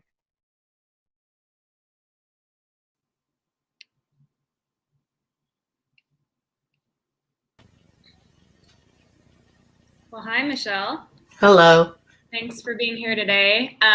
Thanks for educating us regarding the wide range of possibilities wood products lend to all types of buildings worldwide.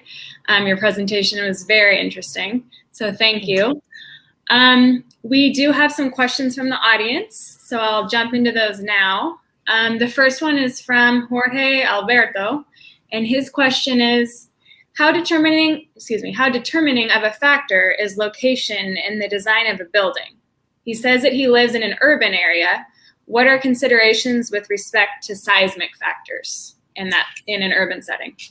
Right. It all depends on what the seismic activity in the area is. In the United States, we have areas and mapped out information on the seismic activities in the area or potential activities.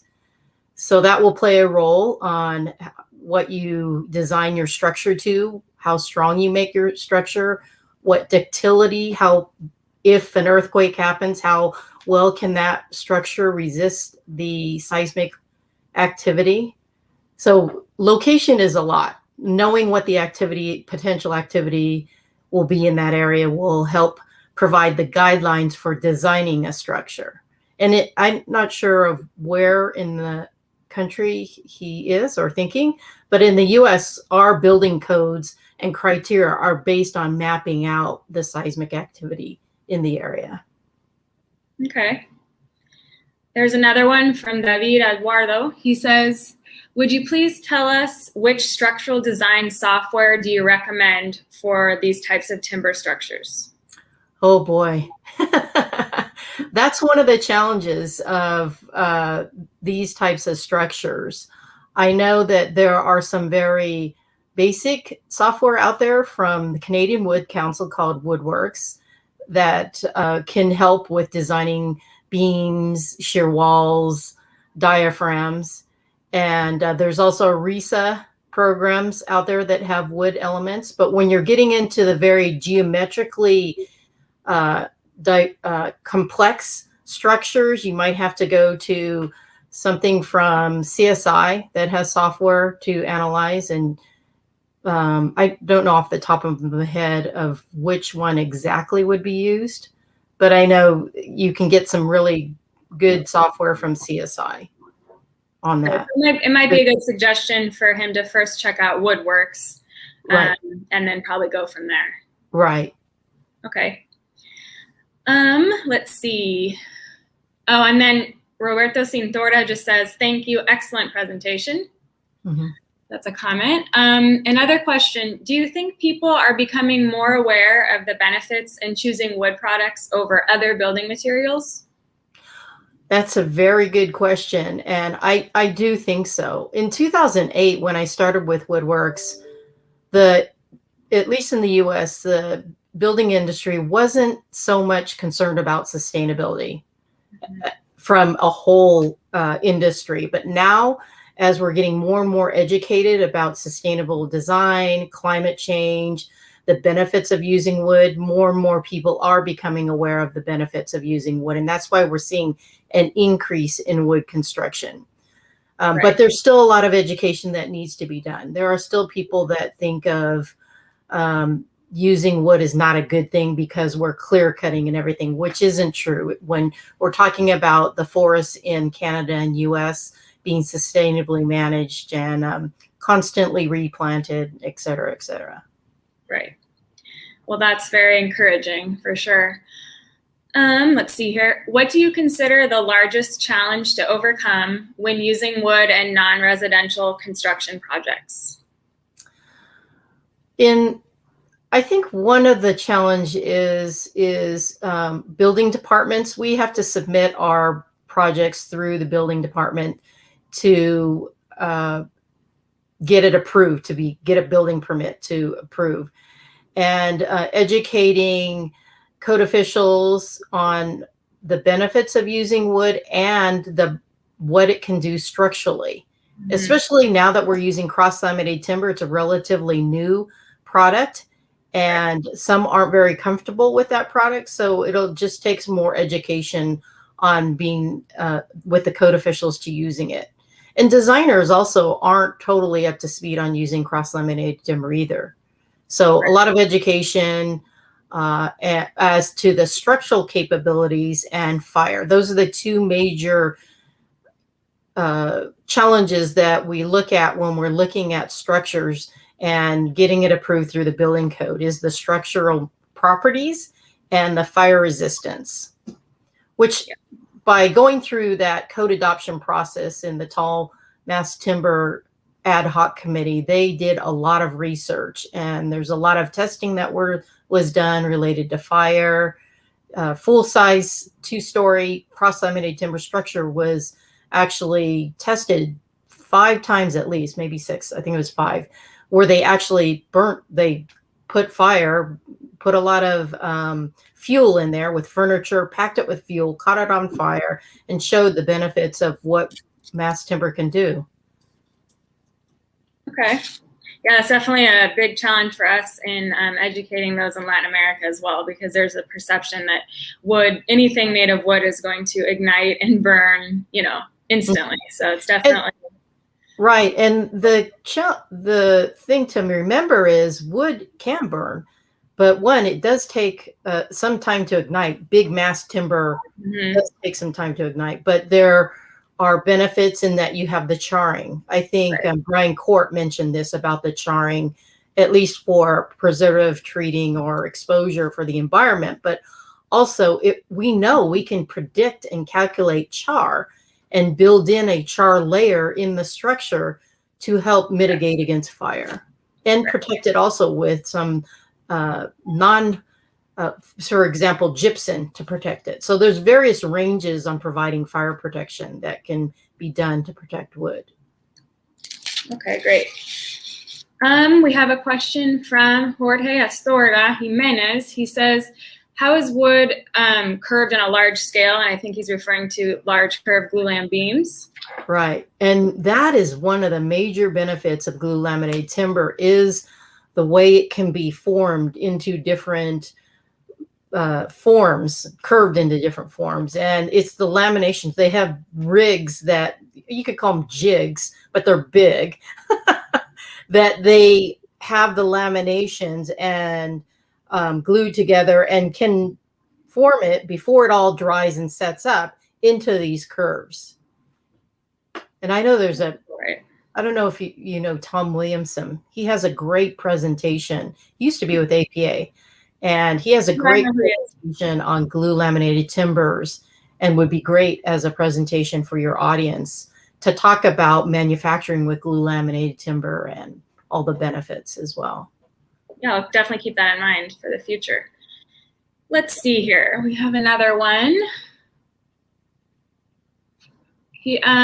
Okay, so he says, does basically life cycle analysis or the circular economy apply in these sorts of projects? Circular economy is just now becoming in the forefront. Currently, most are looking at carbon takeoffs, and there's also the life cycle assessment, as mentioned. What we have is an environmental declaration report that an EPD, an environmental product declaration, that is done on different projects. And it's almost like a life cycle assessment that they look at. And on the American Wood Council website, there's a whole list of EPDs that shows what the benefits are of using wood. And it's like a food, in the US, we have a nutrition chart that shows, how much, I'm drawing a blank on it. Fat and carbohydrates. Right, exactly. And that's what an EPD is. But yes, certainly the life cycle assessment is another way of truly measuring one material against another. So it's on an even playing field. But even that is, what's the even playing field for everybody to measure with knowing that you have to have standards set up in place so that everybody is measuring it equally, if that makes sense, like steel and concrete and steel. But if you look at life cycle assessment, wood will be beneficial and come out on top above concrete and steel, no matter how any of those measurements, life cycle assessment, an environmental declaration report, or etc. Okay, great. Carlos Arroyo from Ecuador says, great presentation. His question is in regards to the time that goes into preparing materials. He wants to know if it is roughly the same time in construction or less time than a traditional construction. So mass timber versus more traditional. Oh, okay. So traditional, like 2x4s or 2x6. Yeah, lumber. or perhaps the steel or concrete building. Okay, so one, if you're comparing, say if you're doing a 2-story building, just a residential structure, you're not going to see as much of a benefit in cost with cross-laminated timber versus 2-by material. Right. However, if you get into bigger structures, that's where you're going to see a benefit, not only in the carbon footprint, but also in the speed of construction. And when you look at concrete, it takes a lot of time for concrete to cure up and construct. And that's where you see a benefit of using mass timber construction. Because of the time saving, there's planning ahead of, the planning ahead is going to vary depending on the type, size of project. But having it prefabricated offsite, so when it gets to the job site, it can be immediately, well, you'll have a staging location, and then it'll be erected right there on site. Where on site, if you're using concrete, they're building up shores, they're pouring the concrete, and then they have to wait for some time to have that concrete to cure. So you save a lot of time in using mass timber versus concrete. Right. Okay, we have a question from Guido Valenzuela Sanchez. He says, where can we find technical information about wood structures or wood projects? Oh, well, APA is a great website for for information, and it's free. And all you have to do is go to apawood.org, and you've got to create a username and password, but it's got a plethora of information related to wood construction. The one thing it does not have is on saw and lumber. You could go to American Wood Council. But again, I first started APA, and they have case studies, they have technical information, design examples, a lot of information that you can go through and look up. Yeah, we'll put the link for that in. We'll send it to the platform so the people viewing can see where to download that stuff.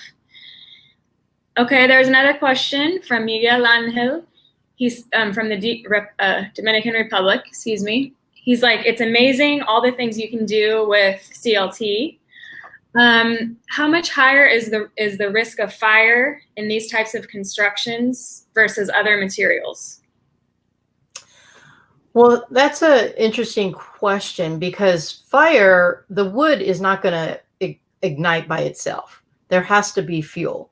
So it depends on what's in the building and what's there to ignite what's in the building. Right. And so the chance of fire depends on the contents on any building, actually. And our building codes actually are based on the occupants, because the occupants give information on what that building will contain. So I don't know if that answered the question or not. Yeah, that it doesn't have to do with them. It's not that a building made of wood inherently means it's going to burn easier, right, or that the building itself is going to catch fire. It has to do with what is inside the building. Correct. Yeah. Okay. I think we have one more question here. What do you see as the future for mass timber in the next 10 years? Wow, that's a really good question. I see it being built more and more in the US. Right now, we're just starting out on our journey to build with more mass timber. The more that people become more comfortable with it, the more we'll see construction in that. I mean, when you looked at the structure in Milwaukee, where they are going to be, it's going to be the tallest building in the world, and I see others trying to match or exceed that in the US. Okay, great. Well, I want to thank you again, Michelle, for being here with us today. We really appreciate you taking the time. And thank you. Yeah, so have a good day, and thank you. Okay, thanks. Bye.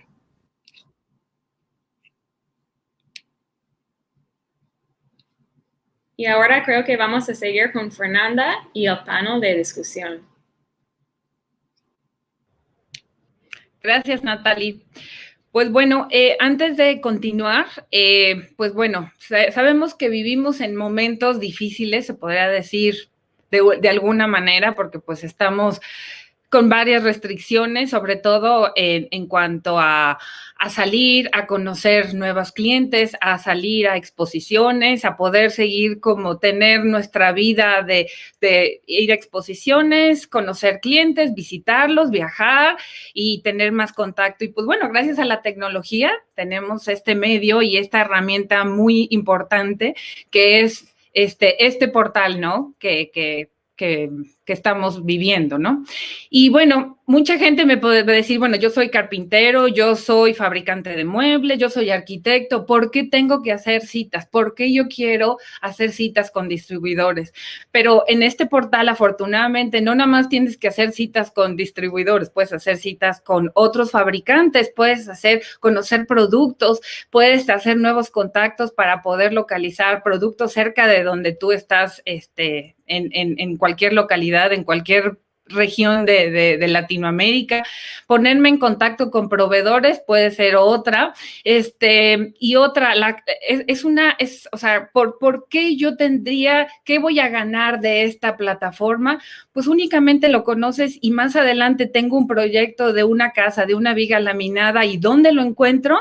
Este es el momento para que hagan ese contacto, para que entren a la plataforma, y quisiera, no sé, mostrarles otra vez cómo entrar, porque es muy fácil entrar, no sé si me puedan poner la diapositiva, es muy fácil entrar, es súper interactiva. Del lado izquierdo, bueno, pues ahí tenemos lo que es interactivity, que son las preguntas que les dije. Las encuestas para nosotros es muy importante que las contesten porque nos dicen ¿qué tienen interés? ¿Qué les gustaría? No sé, vigas laminadas para exteriores, HDO para concreto y para terminados cristal, cuántas desmoldantes, toda esa información nos pueden escribir y ponerla ahí, además de visitar nuestros portales de internet y la página de internet que aparece, ¿no? La siguiente, por favor. Y en esta siguiente, pues, puedes entrar otra vez, como les dije, en la parte de attendees y networking, donde entras y buscas, no sé, yo soy carpintero y necesito madera cerca de Los Cabos, por ejemplo. Entonces busco en México y veo dónde y hago una cita y pues no tengo que comprar, o sea, únicamente hacer el contacto para tener una persona en que en un mes, en 2 meses, en 6 meses pueda tener ese contacto. Esto es una gran herramienta, por eso les decimos, aprovechen la oportunidad, la vamos a tener únicamente lista, bueno, corriendo hasta el 12 de marzo. Entonces, bueno, les creo que es una gran oportunidad para que pues continúen o amplíen su mercado. Y la siguiente, por favor. Y bueno, lo más importante es de que no tienen que pagar la inscripción, no tienen que viajar, no tienen que hacer nada realmente. O sea, es entrar a la plataforma, hacer la cita, recibir la invitación y pues bueno, ya ven a qué hora lo quieren hacer la cita y pues bueno, asistir es una plática de 30 minutos donde se pueden encontrar con personas conocidas o personas que quieran tener pues ese tipo de material o de otros, ¿no? Si eres importador, pues a lo mejor hacer una alianza, o sea, se puede hacer infinidad de cosas, pero quería enseñarles cómo hacerlo, ¿no? Y aquí, pues bueno, están los stands virtuales, los aprietan del lado izquierdo, aparece el circulito, entran al stand y luego pues están los datos del lado derecho y abajo pues aprietan y pueden hacer la cita con ellos. Nosotros como asociación pues realmente no tenemos ninguna ganancia con esto, por así decirlo. Lo importante es que la gente cada vez conozca más cómo usarlo, cómo usar apropiadamente la madera, cómo usar las vigas laminadas, cómo construir correctamente y que la madera empiece a ganar reputación, pero buena. Que construí un puente y miren, van 30 años y no le pasa nada y le estoy dando mantenimiento y lo estoy instalando bien. Entonces, este es el objetivo. Vale la pena, conéctense de verdad, aprovechen esta oportunidad. Es como de verdad, un stand virtual, nos decían algunos de nuestros socios, me parece que estoy viajando sin necesidad de viajar y puedo hacer citas y puedo conocer personas. Entonces, a pesar de estos tiempos difíciles que vivimos, tenemos esta herramienta que nos va a facilitar conocer gente de la industria, de la madera, de los paneles. Entonces, aprovechen, de verdad, vale la pena. Y bueno, pues vamos a continuar con nuestro panel de discusión. Ya tenemos a nuestros ponentes. Y bueno, el tema de nuestra mesa redonda es la madera en la arquitectura y el mercado latino. Para este panel tenemos tres invitados. Y bueno, por causas de fuerza mayor, Marcelo Bosch, director ejecutivo de Lignum, no podrá acompañarnos el día de hoy. Pero bueno, pues vamos a continuar con nuestro siguiente panelista, que es Diego Macuset, de Grupo MAC, que está ubicado en Cancún, en México. Diego es licenciado en Relaciones Internacionales y director general de la empresa Maderas MAC. Cuenta con más de 8 años de experiencia en el tratamiento de impregnación de madera bajo el sistema Bethel, con diferentes productos como es el CCA y retardantes de flama. También tiene una vasta experiencia en el estufado de diferentes maderas de la región de Quintana Roo, así como maderas de pino nacional e importados. Importa pino amarillo del sur de Estados Unidos y pino ponderosa para sus proyectos con construcción y servicios para el sector hotelero. Bienvenido, Diego. ¿Podrías compartirnos tu presentación? Claro que sí. Buenos días. Buenos días, Diego. Y gracias por aceptar la invitación de participar en nuestro foro. No, gracias a ustedes. Ahí se ve.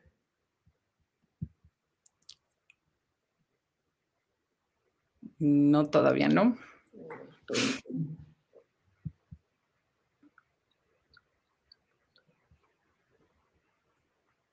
Listo. Listo. Bueno, pues buenos días. Mi nombre es Diego Macuset, de la empresa Grupo MAC. Antes que nada, quiero agradecer a la American Softwoods por la invitación a este seminario. Es un honor para nosotros poderles compartir las experiencias de trabajar con recursos forestales en nuestra región. Bueno, Grupo MAC es una empresa que se fundó hace 35 años en la ciudad de Cancún. Nuestro grupo está conformado por diferentes unidades de negocio, de las cuales yo soy socio fundador de la unidad de negocio Madera MAC. Y pues bueno, Madera MAC es una empresa mexicana especializada en el tratamiento de madera por autoclave, con los preservantes CCA y o con retardante de flama Catch Fire. Somos una empresa que cuenta con más de 10 años de experiencia en la península de Yucatán, ofreciendo a nuestros clientes gran variedad de productos maderables de buena calidad y durabilidad. Y prácticamente nos enfocamos en proveer a lo que es la industria hotelera y de construcción. Aquí les voy a hablar un poquito más de los productos principales que manejamos, que está lo que es el pino amarillo del sur. Nosotros importamos directamente de Estados Unidos el Southern Yellow Pine en calidad 1 Prime, en calidad número 1 y en grado número 2. Y en las presentaciones como son tablas, tablones, vigas, polines y barrotes. También trabajamos con la madera rolliza. Este suministro es adquirido en ejidos autorizados por Semarnat, ubicados en el sur del estado de Quintana Roo. Hemos iniciado exportaciones hacia el mercado americano de madera rolliza impregnada con CCA, bajo esta fracción arancelaria que les comparto. También trabajamos el triplay marino. Este triplay es impregnado con CCA y lo manejamos en los espesores de 12, de 15 y de 18 milímetros. Y lo mismo con tableros de triplay ignífugo. Esto lo impregnamos con retardante de flama Catch Fire, que es tipo A y cumple con los requerimientos de la norma americana ASTM E84-B. Y pues bueno, aquí les desgloso un poquito más nuestra línea de productos. En madera sólida tenemos lo que es el pino amarillo del sur, el pino ponderosa, el pino nacional, que es de México. En madera de ingeniería tenemos lo que es el piso de ingeniería con triplay ignífugo, con acabado de chapa de salam, como pueden ver aquí en la foto de la derecha. Y también este piso de ingeniería se puede hacer con triplay marino. Y en madera rolliza tenemos lo que son giles, encañaduras, postes, como pueden ver aquí, son maderas locales, ¿no? Y en tableros manejamos lo que es el triplay y los tableros de OSB con CCA o con retardante de flama, de acuerdo al proyecto de cada cliente. Y pues bueno, muy importante, ¿por qué Madera MAC usa el Southern Yellow Pine? Bueno, número 1, por su capacidad de impregnación. Debido a su estructura celular, permite una impregnación profunda y uniforme de los preservantes que utilizamos. Número 2, el abastecimiento. Nuestros proveedores cuentan con suficiente inventario en las diferentes medidas que manejamos en todo momento. Número 3, por su durabilidad. Cumple con gran resistencia al desgaste para aplicaciones de gran tráfico, como son, en nuestro caso, muelles, plataformas, puentes. Y número 4, calidad. Cuenta con diferentes grados de calidad, como son el 1 Prime, número 1, número 2, y realmente lo que tú compras es lo que te llega a tu fábrica, ¿no?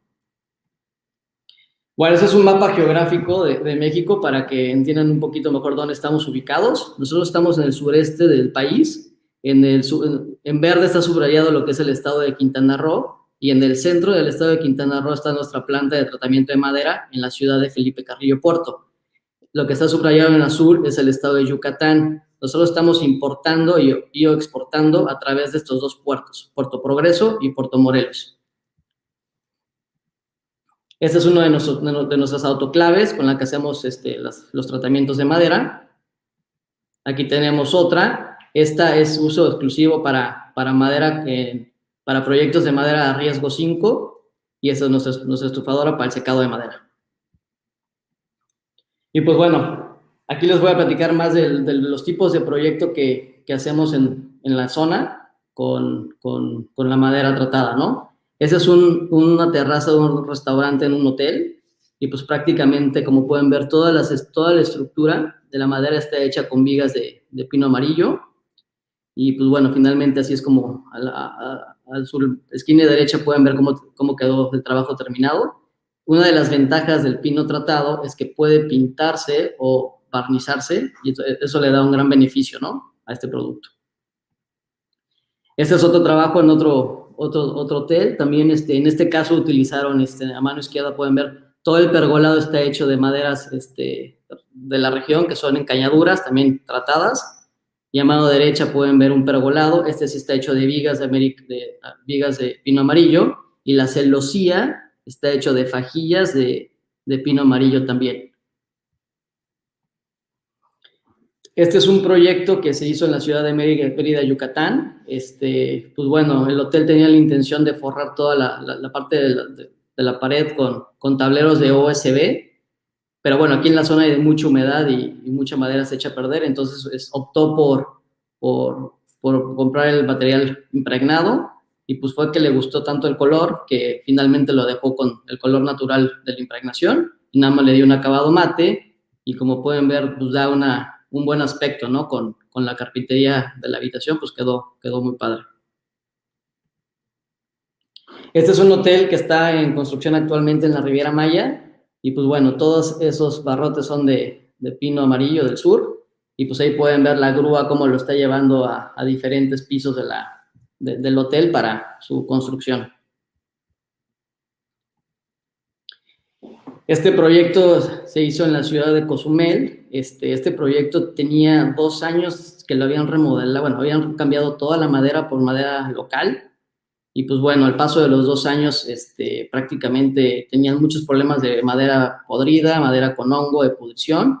Entonces ya fue que nos llamaron, y pues bueno, optaron por cambiar prácticamente más del 90% del hotel con madera tratada, ¿no? Todos estos andadores son de tablones de pino amarillo, e inclusive las escaleras que ustedes pueden ver son también de pino amarillo, y están en contacto directo con agua de mar, ¿no? Entonces, y pues ya lleva más de 4 años funcionando, y siguen muy contentos.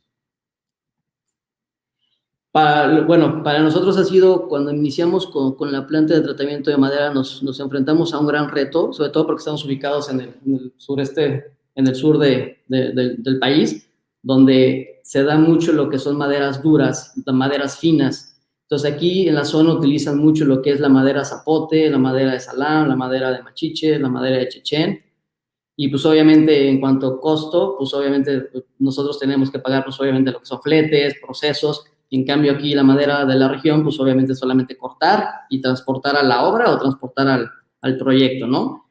Entonces, pues sí, al principio sí nos costó mucho trabajo el poder demostrar las bondades de nuestros productos, y pues bueno, aquí pueden ver el mejor ejemplo. En la fotografía es un poste dentro del agua de mar de madera tratada de pino contra un poste de zapote. Al final del día, el poste de zapote, pues lo siguen consumiendo los microorganismos dentro del mar, y en cambio la madera inmunizada, pues prácticamente pues no hay nada que hacerle, ¿no? Y pues ya llevan muchos años ahí funcionando. Aquí es otro ejemplo. Aquí en la zona hacen prácticamente todas las palapas con madera, madera dura, lo que es el zapote, y encañaduras normales. Y pues bueno, aquí este proyecto lo hicieron con postes de pino, y dos beneficios de hacer esto con postes de pino. Número uno, al momento de instalar, pues bueno, es mucho más fácil para los instaladores el subir el cargar los postes para ir armando la estructura. Número dos, es mucho más ligera la estructura de pino que de zapote, y pues bueno, al final del día también tiene mayor resistencia, y pues al final del día tiene sus beneficios, ¿no?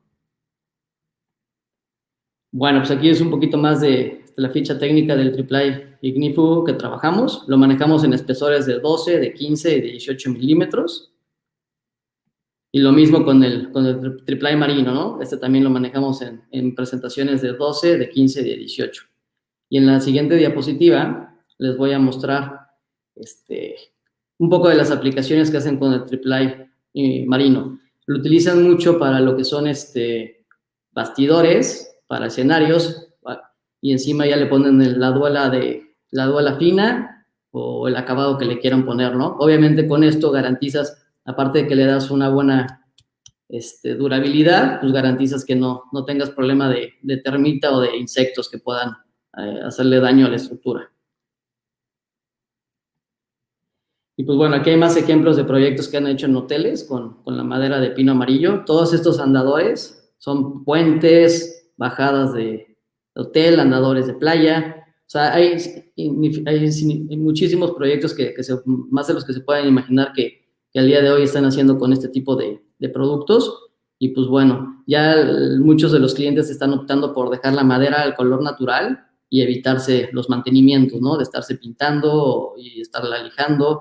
Entonces hemos ganado un gran frente en contra de la madera local, que son las maderas duras. Entonces, pues ahí vamos, haciéndole batalla. Este proyecto en particular es uno de mis preferidos. Está ubicado dentro de un hotel en la Riviera Maya. Toda la estructura es de acero, pero como pueden ver es un proyecto bastante alto, y pues tiene andadores desde abajo, va subiendo hasta que llegas a la parte de arriba. Todos los escalones y todos los andadores están forrados por tablones de pino amarillo. Entonces ahí viene la parte que les decía, por la resistencia. O sea, estamos hablando de mucha altura, y pues realmente no te la puedes jugar poniendo cualquier tipo de tablón, ¿no? Tienes que tener uno que garantice que te va a aguantar el tráfico de personas. Entonces, a continuación les voy a compartir un video, a ver, ojalá lo puedan ver y escuchar de cómo se ve este parque terminado, ¿no?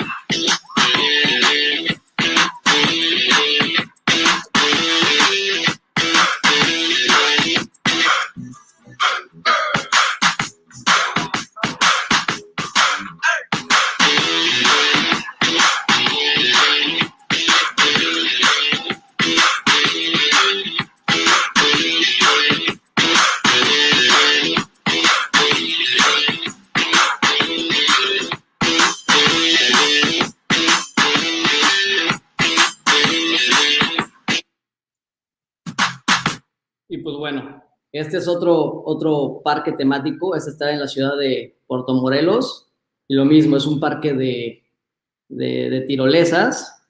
Y pues bueno, ahí pueden ver también todos los andadores están forrados con tablones de pino amarillo. Y lo mismo, ya llevan varios años funcionando, y pues bueno, están muy contentos porque se están evitando mucho dinero en estar cambiando la madera, ¿no? Prácticamente pues no han hecho cambios, siguen igual. Y tiene un pequeño video que también les quiero compartir.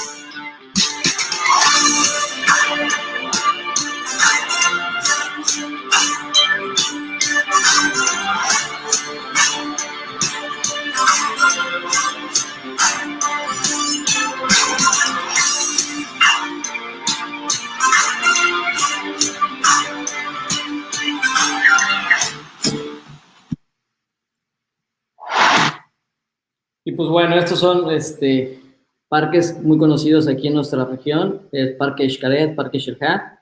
Ellos, desde que iniciamos con el proyecto de la madera tratada, pues bueno, fueron de los primeros que confiaron en este producto. Y pues bueno, hasta la fecha fueron cambiando desde que iniciamos, pues bueno, todos sus andadores, inclusive aquí pueden ver su madera dentro del agua de mar. Y pues bueno, son de los pioneros con nosotros en este tema. Inclusive ellos para los turistas manejan unas sillas, como pueden ver en este lado derecho. Estas sillas anteriormente las hacían de madera zapote, pero había dos problemas con ese tipo de silla.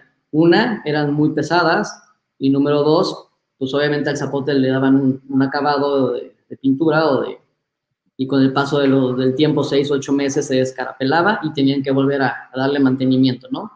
Entonces optaron por dejarlas en color natural y pues bueno, obviamente estamos hablando de más de 3, 4 mil unidades que tienen entre los dos parques, ¿no? Entonces, pues bueno, ahí pueden ver que tiene diferentes aplicaciones el pino amarillo. Este es un muelle en la ciudad de Cozumel, donde llegan los cruceros. Bueno, el proyecto fue de tablón de 2, 6, 16 pies de largo. Y pues bueno, fueron más de 1000 metros cuadrados. Pues ya también tiene ya más de 2 o 3 años que se les vendió el suministro de madera. Y pues bueno, siguen también contentos. Y pues bueno, también suministramos a los delfinarios de todo del estado, ¿no? Pues aquí pueden ver cómo han ido pues cambiando todo lo que son sus andadores y plataformas marítimas. Y en esta imagen, bueno, pues pueden ver que el delfín está contento porque por fin le cambiaron ya su andador. Y pues bueno, ahí estamos trabajando también con estos grupos de delfinarios. Que pueden ver a mano derecha, pues bueno, este es un proyecto de más de 1200 metros cuadrados que estamos esperando para ver si este año se da el cambio o dependiendo de cómo vayan el tema económico del parque, ¿no? Y pues bueno, espero que hayan disfrutado la presentación. Agradezco su tiempo y pues bueno, estoy pendiente para las preguntas y respuestas que requieran. Ay, pues muchas gracias. Agradecemos tu interés en participar en este foro y que nos hayas compartido, bueno, todos los proyectos, las imágenes de los diferentes proyectos donde han usado el pino amarillo del sur, que es una región, pues bueno, cálida, húmeda y es difícil, pues, que continúen las maderas sirviendo como fueron especificadas, ¿no? Entonces, pues como comentaste, el pino amarillo es como una gran herramienta para este tipo de climas, ¿verdad? Muy, muy bueno, sí. Sí, el pino amarillo es un gran material para este tipo de clima. Bueno, les quería comentar, Diego y Laura, que ahorita viene, Isabel y Raimundo y Susana, pues van a estar, ellos están registrados y gustan contactar con ellos, también pueden ahí hacer las citas con ellos.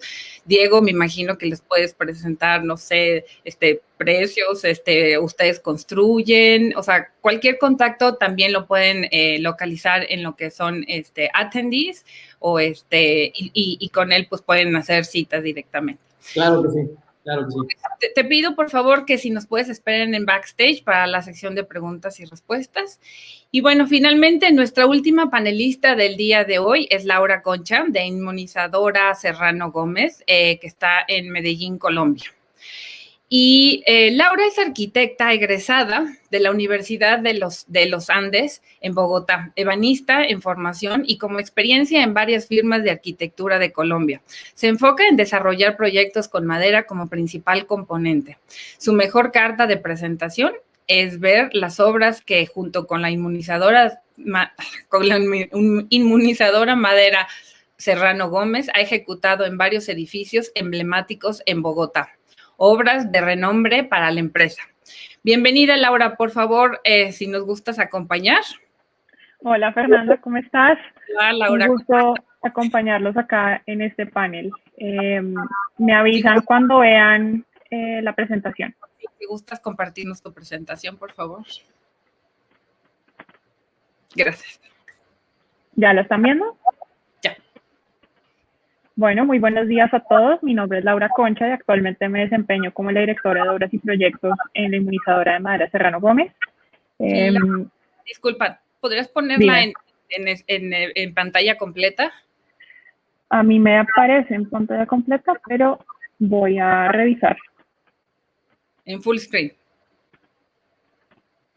Es el botón de la derecha. Ahí está.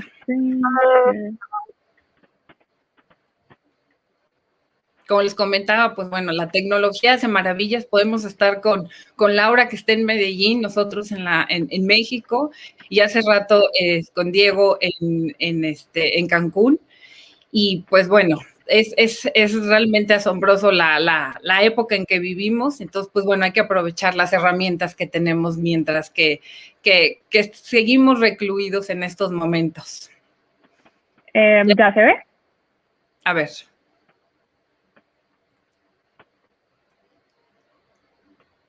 No se ve el full screen. Yo acá la pongo, pero no sé por qué no se ve en full screen.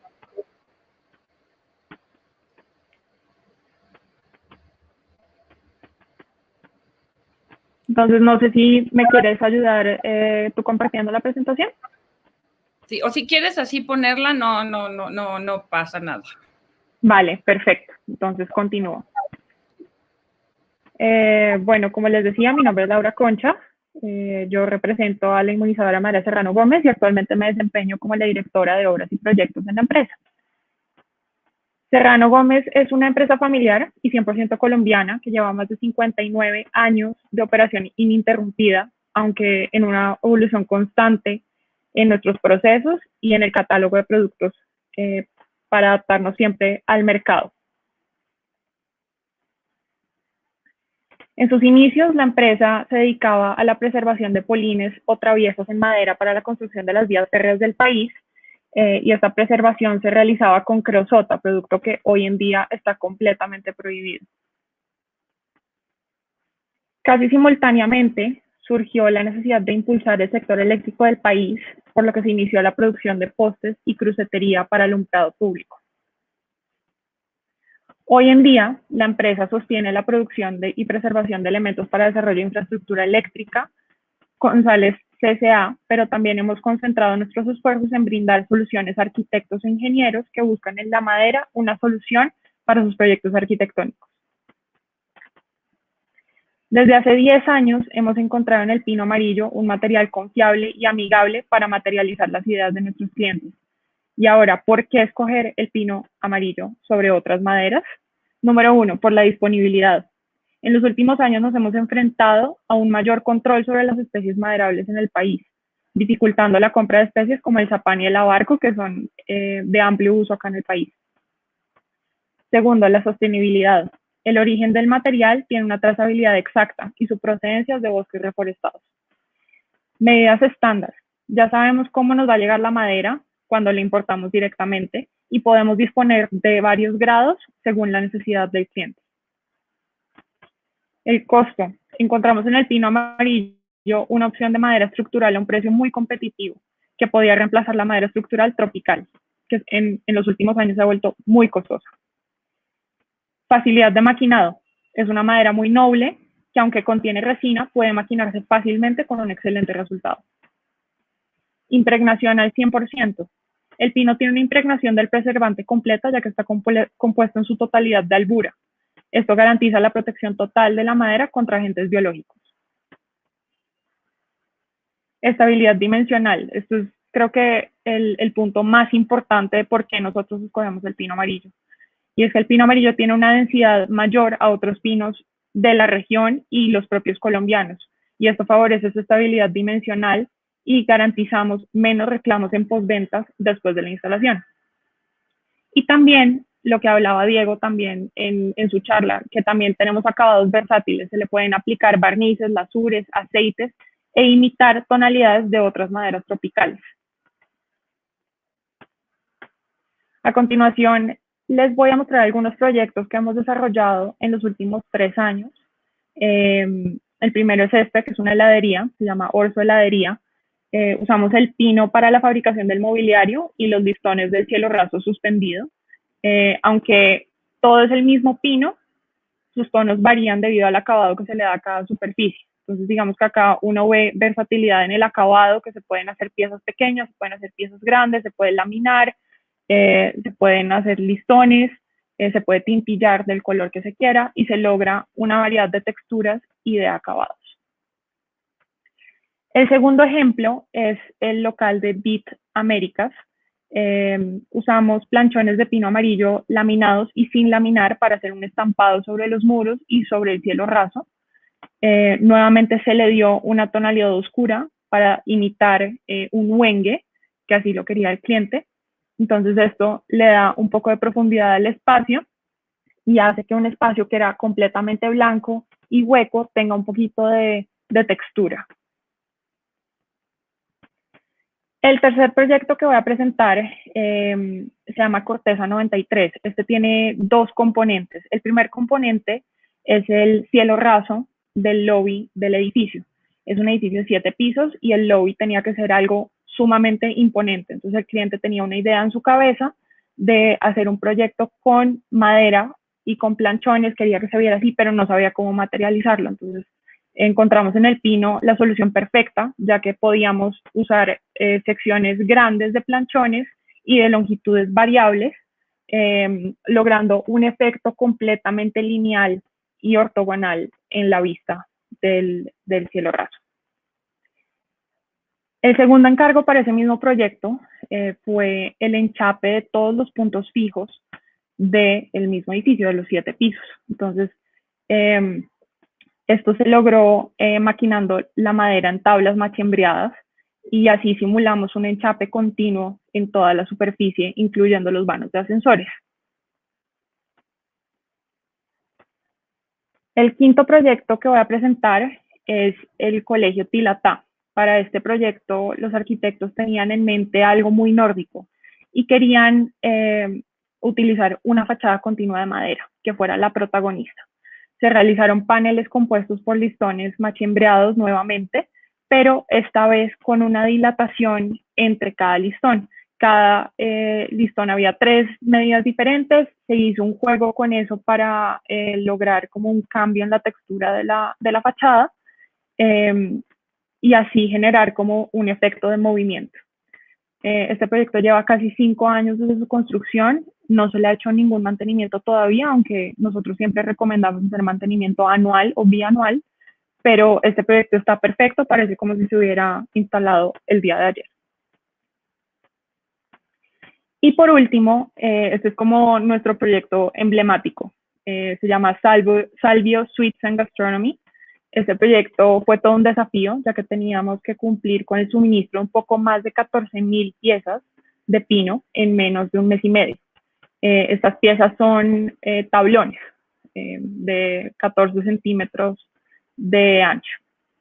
Encontramos en el pino amarillo la solución perfecta, debido a que el cliente ya había fabricado los soportes para instalar la madera y solo tenían 2 puntos de apoyo, 2 puntos de anclaje. Entonces, eso significaba que teníamos que tener una madera con mucha estabilidad dimensional para evitar el pandeo y que se viera completamente recta la fachada y no hubiera como tanto campo para la flexión de los elementos.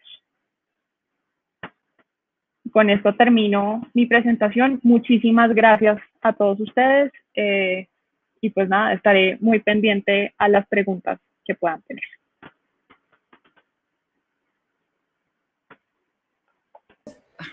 Muchas gracias, Laura. Te agradecemos mucho el interés de participar en este foro. Y la verdad es que nos pareció muy interesante estas imágenes que nos presentaste aquí en Colombia. Hay unas que no se pudieron ver mucho porque se veían como muy chiquitas, pero bueno, pudimos ver realmente que el pino amarillo, pues bueno, lo están utilizando también en Colombia con mucho éxito y pues no nada más para, o sea, en este caso pues no fue estructura o más bien fue para decoración, ¿cierto?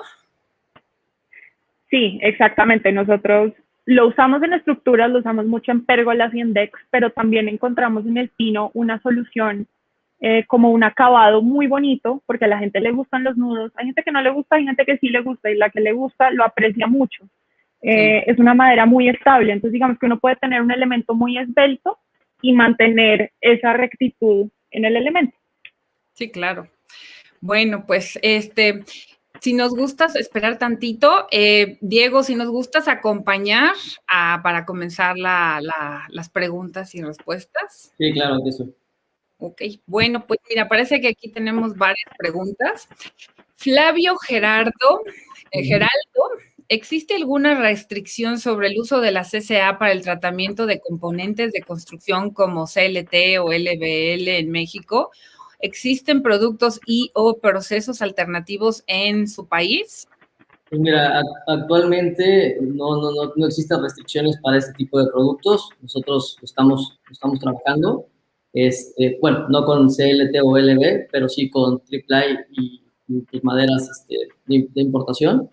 Y otros productos o procesos alternativos, mejor que el de impregnación por autoclave, yo no conozco. O sea, realmente es el único proceso que te puede garantizar que la madera sea resistente ante el ambiente y ataque de humedad, ¿no?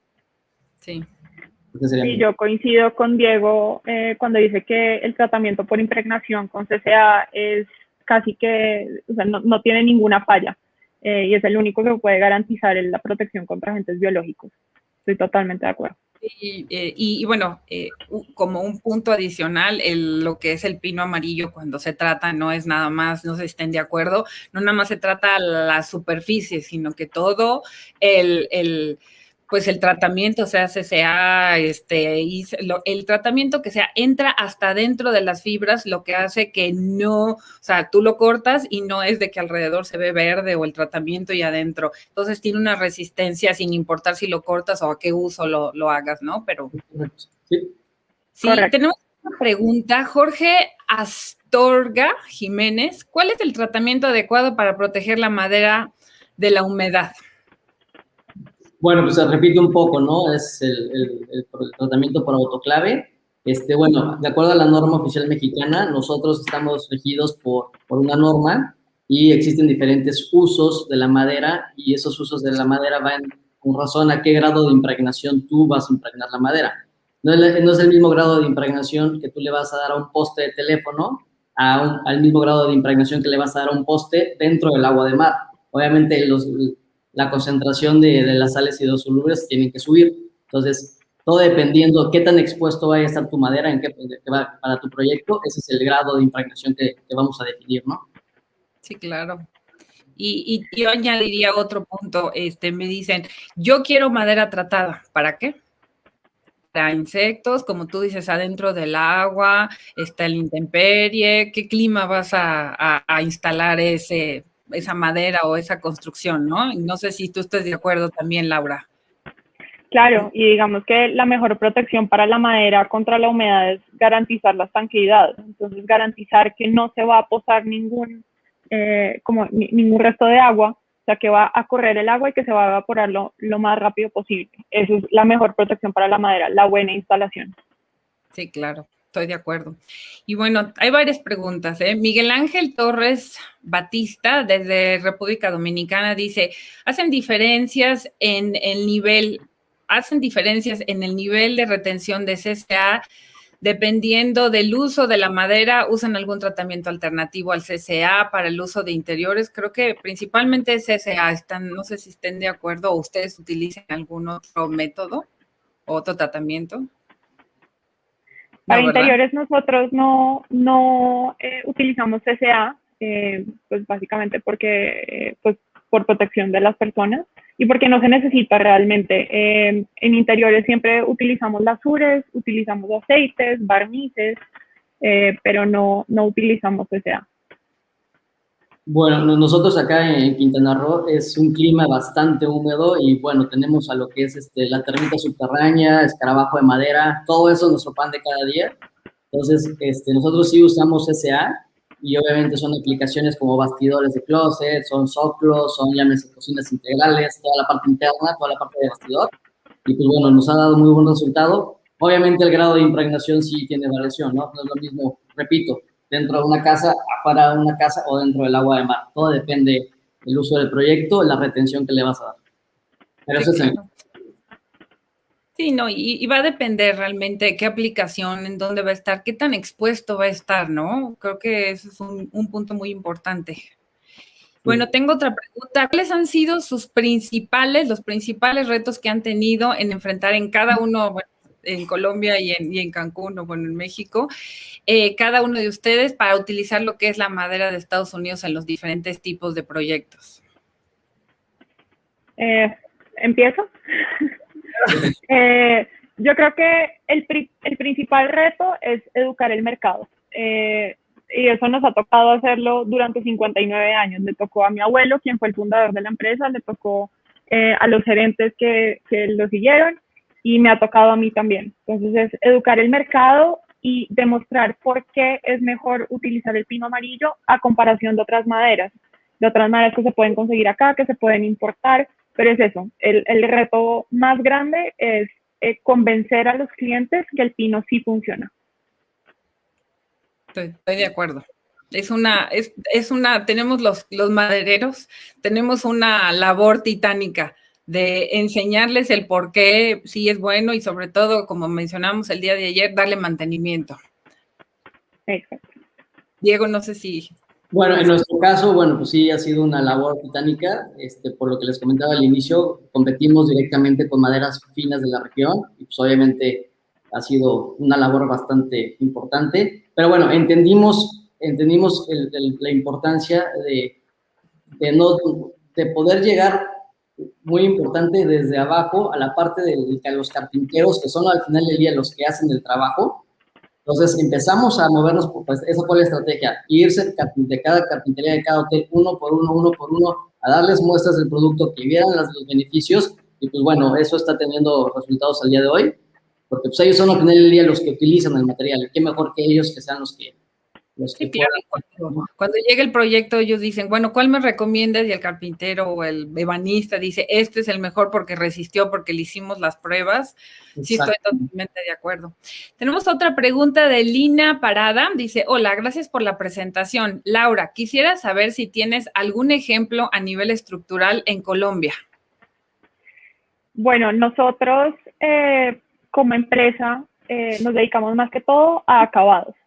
Acabados interiores, exteriores entendiéndose como fachadas de edificios. Tenemos varios ejemplos bastante grandes de fachadas en la ciudad.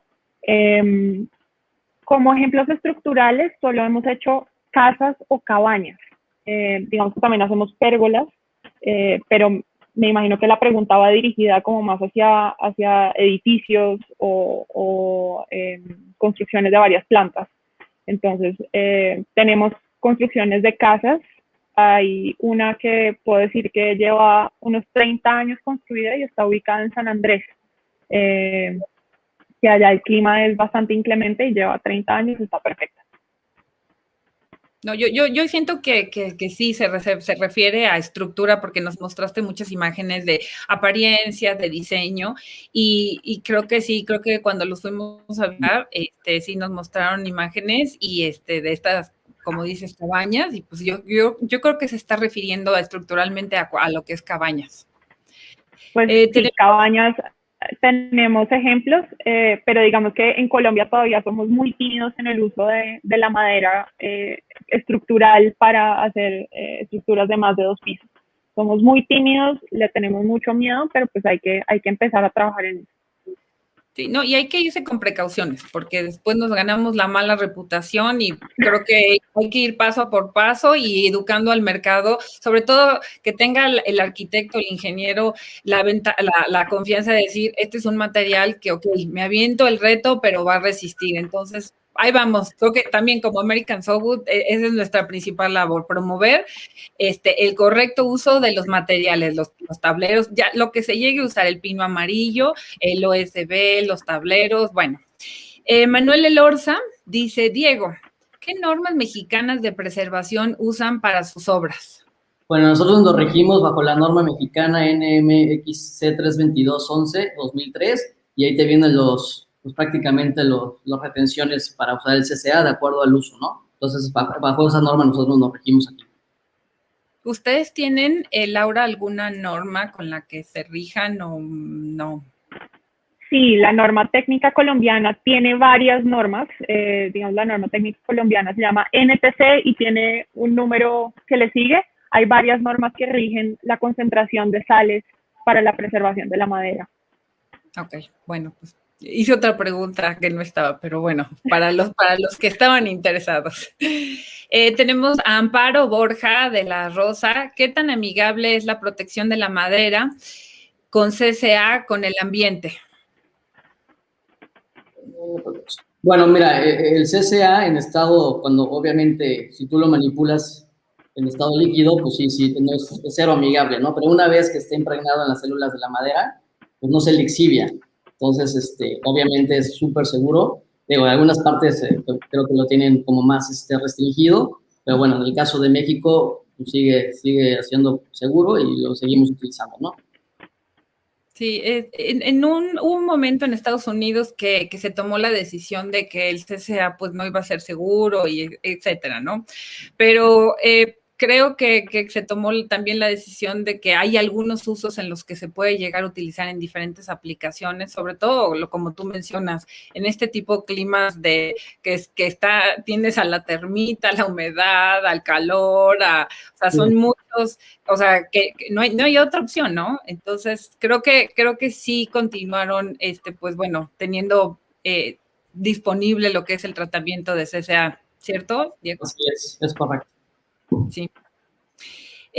Bueno, aquí tenemos a Cuauhtémoc Lauder. Buen día, mi nombre es Cuauhtémoc Lauder de la Ciudad de México. Me gustaría hacer una cabaña en una montaña. ¿Qué me recomiendan? ¿Qué materiales puedo utilizar? Pues bueno, Cuauhtémoc, como pudiste ver, nosotros altamente te recomendamos lo que es el pino amarillo del sur. Tienes desde polines, vigas, tableros, tablas, tablones, todo así que lo que tú necesites, el tamaño que tú lo requieras, y pues bueno, aquí estamos por si necesitas algo, y pues yo te recomendaría pino amarillo del sur. Tú, Laura, ¿qué les recomendarías? También, pues todo depende del presupuesto, pero el pino amarillo sin duda es una gran opción en costo-beneficio. También puede combinarlo con otras maderas. Por ejemplo, si quieres hacer los pilotes en eucalipto, se puede y puede combinar la estructura, pero en madera, pino amarillo sin duda alguna es una de las mejores opciones. Sí, y además, bueno, cuenta con calidad. Ayer comentábamos en el foro, es una madera que ya sabes que vas a comprar, no vas a decir, bueno, ¿qué madera? ¿No? Sino viene de largo, viene como especificada, qué estás comprando, qué tratamiento estás, es estándar, no es una tabla con muchos nudos y otra sin menos, otra tratada o no. Pero bueno, tenemos otra, dice Jorge H.E., dice, saludos desde Guadalajara, información muy valiosa. Tenemos también a Iván Cabañas. Diego, Laura, ¿han inmunizado bambú para la construcción? Si es sí, ¿qué experiencia nos pueden compartir al respecto? Y si es no, ¿les interesaría? Bueno, si quieres yo empiezo. Sí hemos inmunizado bambú en autoclave, pero es un proceso un poco tedioso porque el bambú o la guadua también tiene unas cavidades. Entonces esas cavidades toca perforar y toca hacer un orificio de entrada y uno de salida para que la sal cuando está dentro del autoclave llene la cavidad y se impregne. Luego de que está adentro del autoclave se hace el proceso inmunizado, se saca y se tiene que dejar estabilizar y drenar todo ese inmunizante. Digamos que la guadua tiene muchas propiedades naturales que hace que no sea necesario tratarla con CCA. Se ha hecho, se puede, es un poco tedioso el proceso, pero se puede. Diego. Bueno, en nuestro caso, justo aquí volvemos a lo mismo, el tema del clima. Bueno, en la ciudad de Tulum siguen haciendo mucha construcción y de muchos desarrollos residenciales y están usando mucho el desarrollo ecológico y están forrando fachadas con bambú, fachadas con madera. Y pues bueno, justo tenemos un cliente que está interesado en que le impregnemos 80,000 metros lineales de bambú y pues apenas esta semana que viene vamos a hacer nuestras primeras pruebas. Así es que Laura, gracias por sus comentarios, porque todo eso lo tomaremos en cuenta y ya veremos qué nos resulta de este lado, ¿no? Pues sí. Digo, aquí, nosotros nos dedicamos a lo que es la madera, pero la ventaja del pino amarillo es que, bueno, ya viene tratada, no tienes que preocuparte qué grado, o qué no, qué tratamiento, sino que ya viene lista, ¿no? Y bueno, me voy a ir a la última pregunta del día de hoy, que dice, ¿qué ventajas competitivas existe para construir con madera versus otros materiales de construcción, acero? Porque me imagino que les dicen, oye, quiero una cabaña, quiero una casa, y les pueden mostrar, bueno, pues puedo hacerte la casa de madera, tableros, o puedo hacerte o combinada, pero ¿cuál es la ventaja que ustedes han visto en sus proyectos, en sus países? Laura. Bueno, yo diría que dos, el tiempo y el peso. Digamos, si uno va a construir una cabaña en una montaña, es muy difícil llevar todos los materiales para hacerla en concreto, para hacerla en ladrillo, es muy engorroso. También, si uno la quiere hacer en metal, ¿cuántas personas se necesitan para cargar una viga metálica? Entonces, eso es bastante importante tenerlo en consideración, el emplazamiento del proyecto. Y también el tiempo que se demora la instalación o el tiempo que se demora la obra en total, porque una obra en concreto, todos sabemos que el concreto tiene que fraguar y eso no es de un día para otro. Tiene sus tiempos y hay que respetarlos. En cambio, la madera, tú puedes llevar una casa totalmente prefabricada, prearmada y armarla en sitio en un par de días. Y en unos días tú tienes tu casa completamente lista. Sí, estoy de acuerdo. Bueno, en mi caso coincido también, ¿no? El tiempo es un factor muy importante. Pues bueno, también aquí en nuestros casos a veces son lugares que por tema ambiental no dejan hacer las construcciones en concreto, pues bueno, ahí tienen la madera como un uso ecológico, el cual es pues una opción bastante útil. Y pues bueno, esos dos son los beneficios que yo le veo. Sí, y bueno, ustedes mencionaron lo que es la madera, pero también los paneles se llegan a utilizar en este tipo de climas, el OSB, el plywood, y como tú decías, Diego, manejas lo que es el plywood tratado, entonces sí, también es otro material, ¿no? También para que se pueda llegar a considerar en este tipo de construcciones.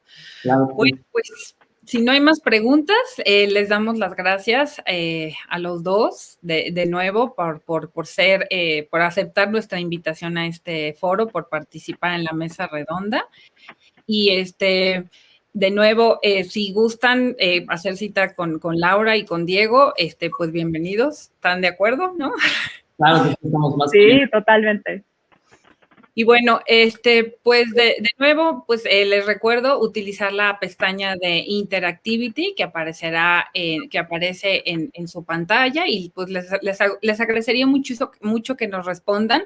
Y para concluir, también agradecemos a todos los que han asistido a nuestro segundo día del foro de Construye con Madera, Construcciones Seguras e Innovadoras. Y para las personas que nos ven en Facebook o en YouTube, les recordamos que se pueden registrar en la página amsolatamforo.com. El registro es gratuito. Ahí mismo podrán escuchar pues estas pláticas, enviarnos sus comentarios, programar citas con nuestros socios, con nuestros distribuidores, productores de madera, ingeniería, de pino amarillo y de pino amarillo del sur de Estados Unidos. Y bueno, los invitamos de verdad a responder lo que es la encuesta, que está localizada del lado izquierdo, como ya se los mencioné, en el lado izquierdo, que se dice survey. De verdad, verdad nos hace nos ayuda mucho a saber qué temas tratar para próximos eventos, y nos gustaría conocer tu opinión y qué información pueden aportar, ¿no? Y bueno, pues volver a hacer citas, esperemos que sea de gran utilidad, como les comentaba hace rato, esta herramienta moderna que tenemos en estos tiempos difíciles. Y bueno, los esperamos el día de mañana con el tema sistemas constructivos y seguros y eficientes. Y bueno, ya mañana será nuestro último día del foro y no se lo pierdan. Pues muchas gracias por su atención y pues, como les dije, hagan citas. Hasta luego, nos vemos mañana.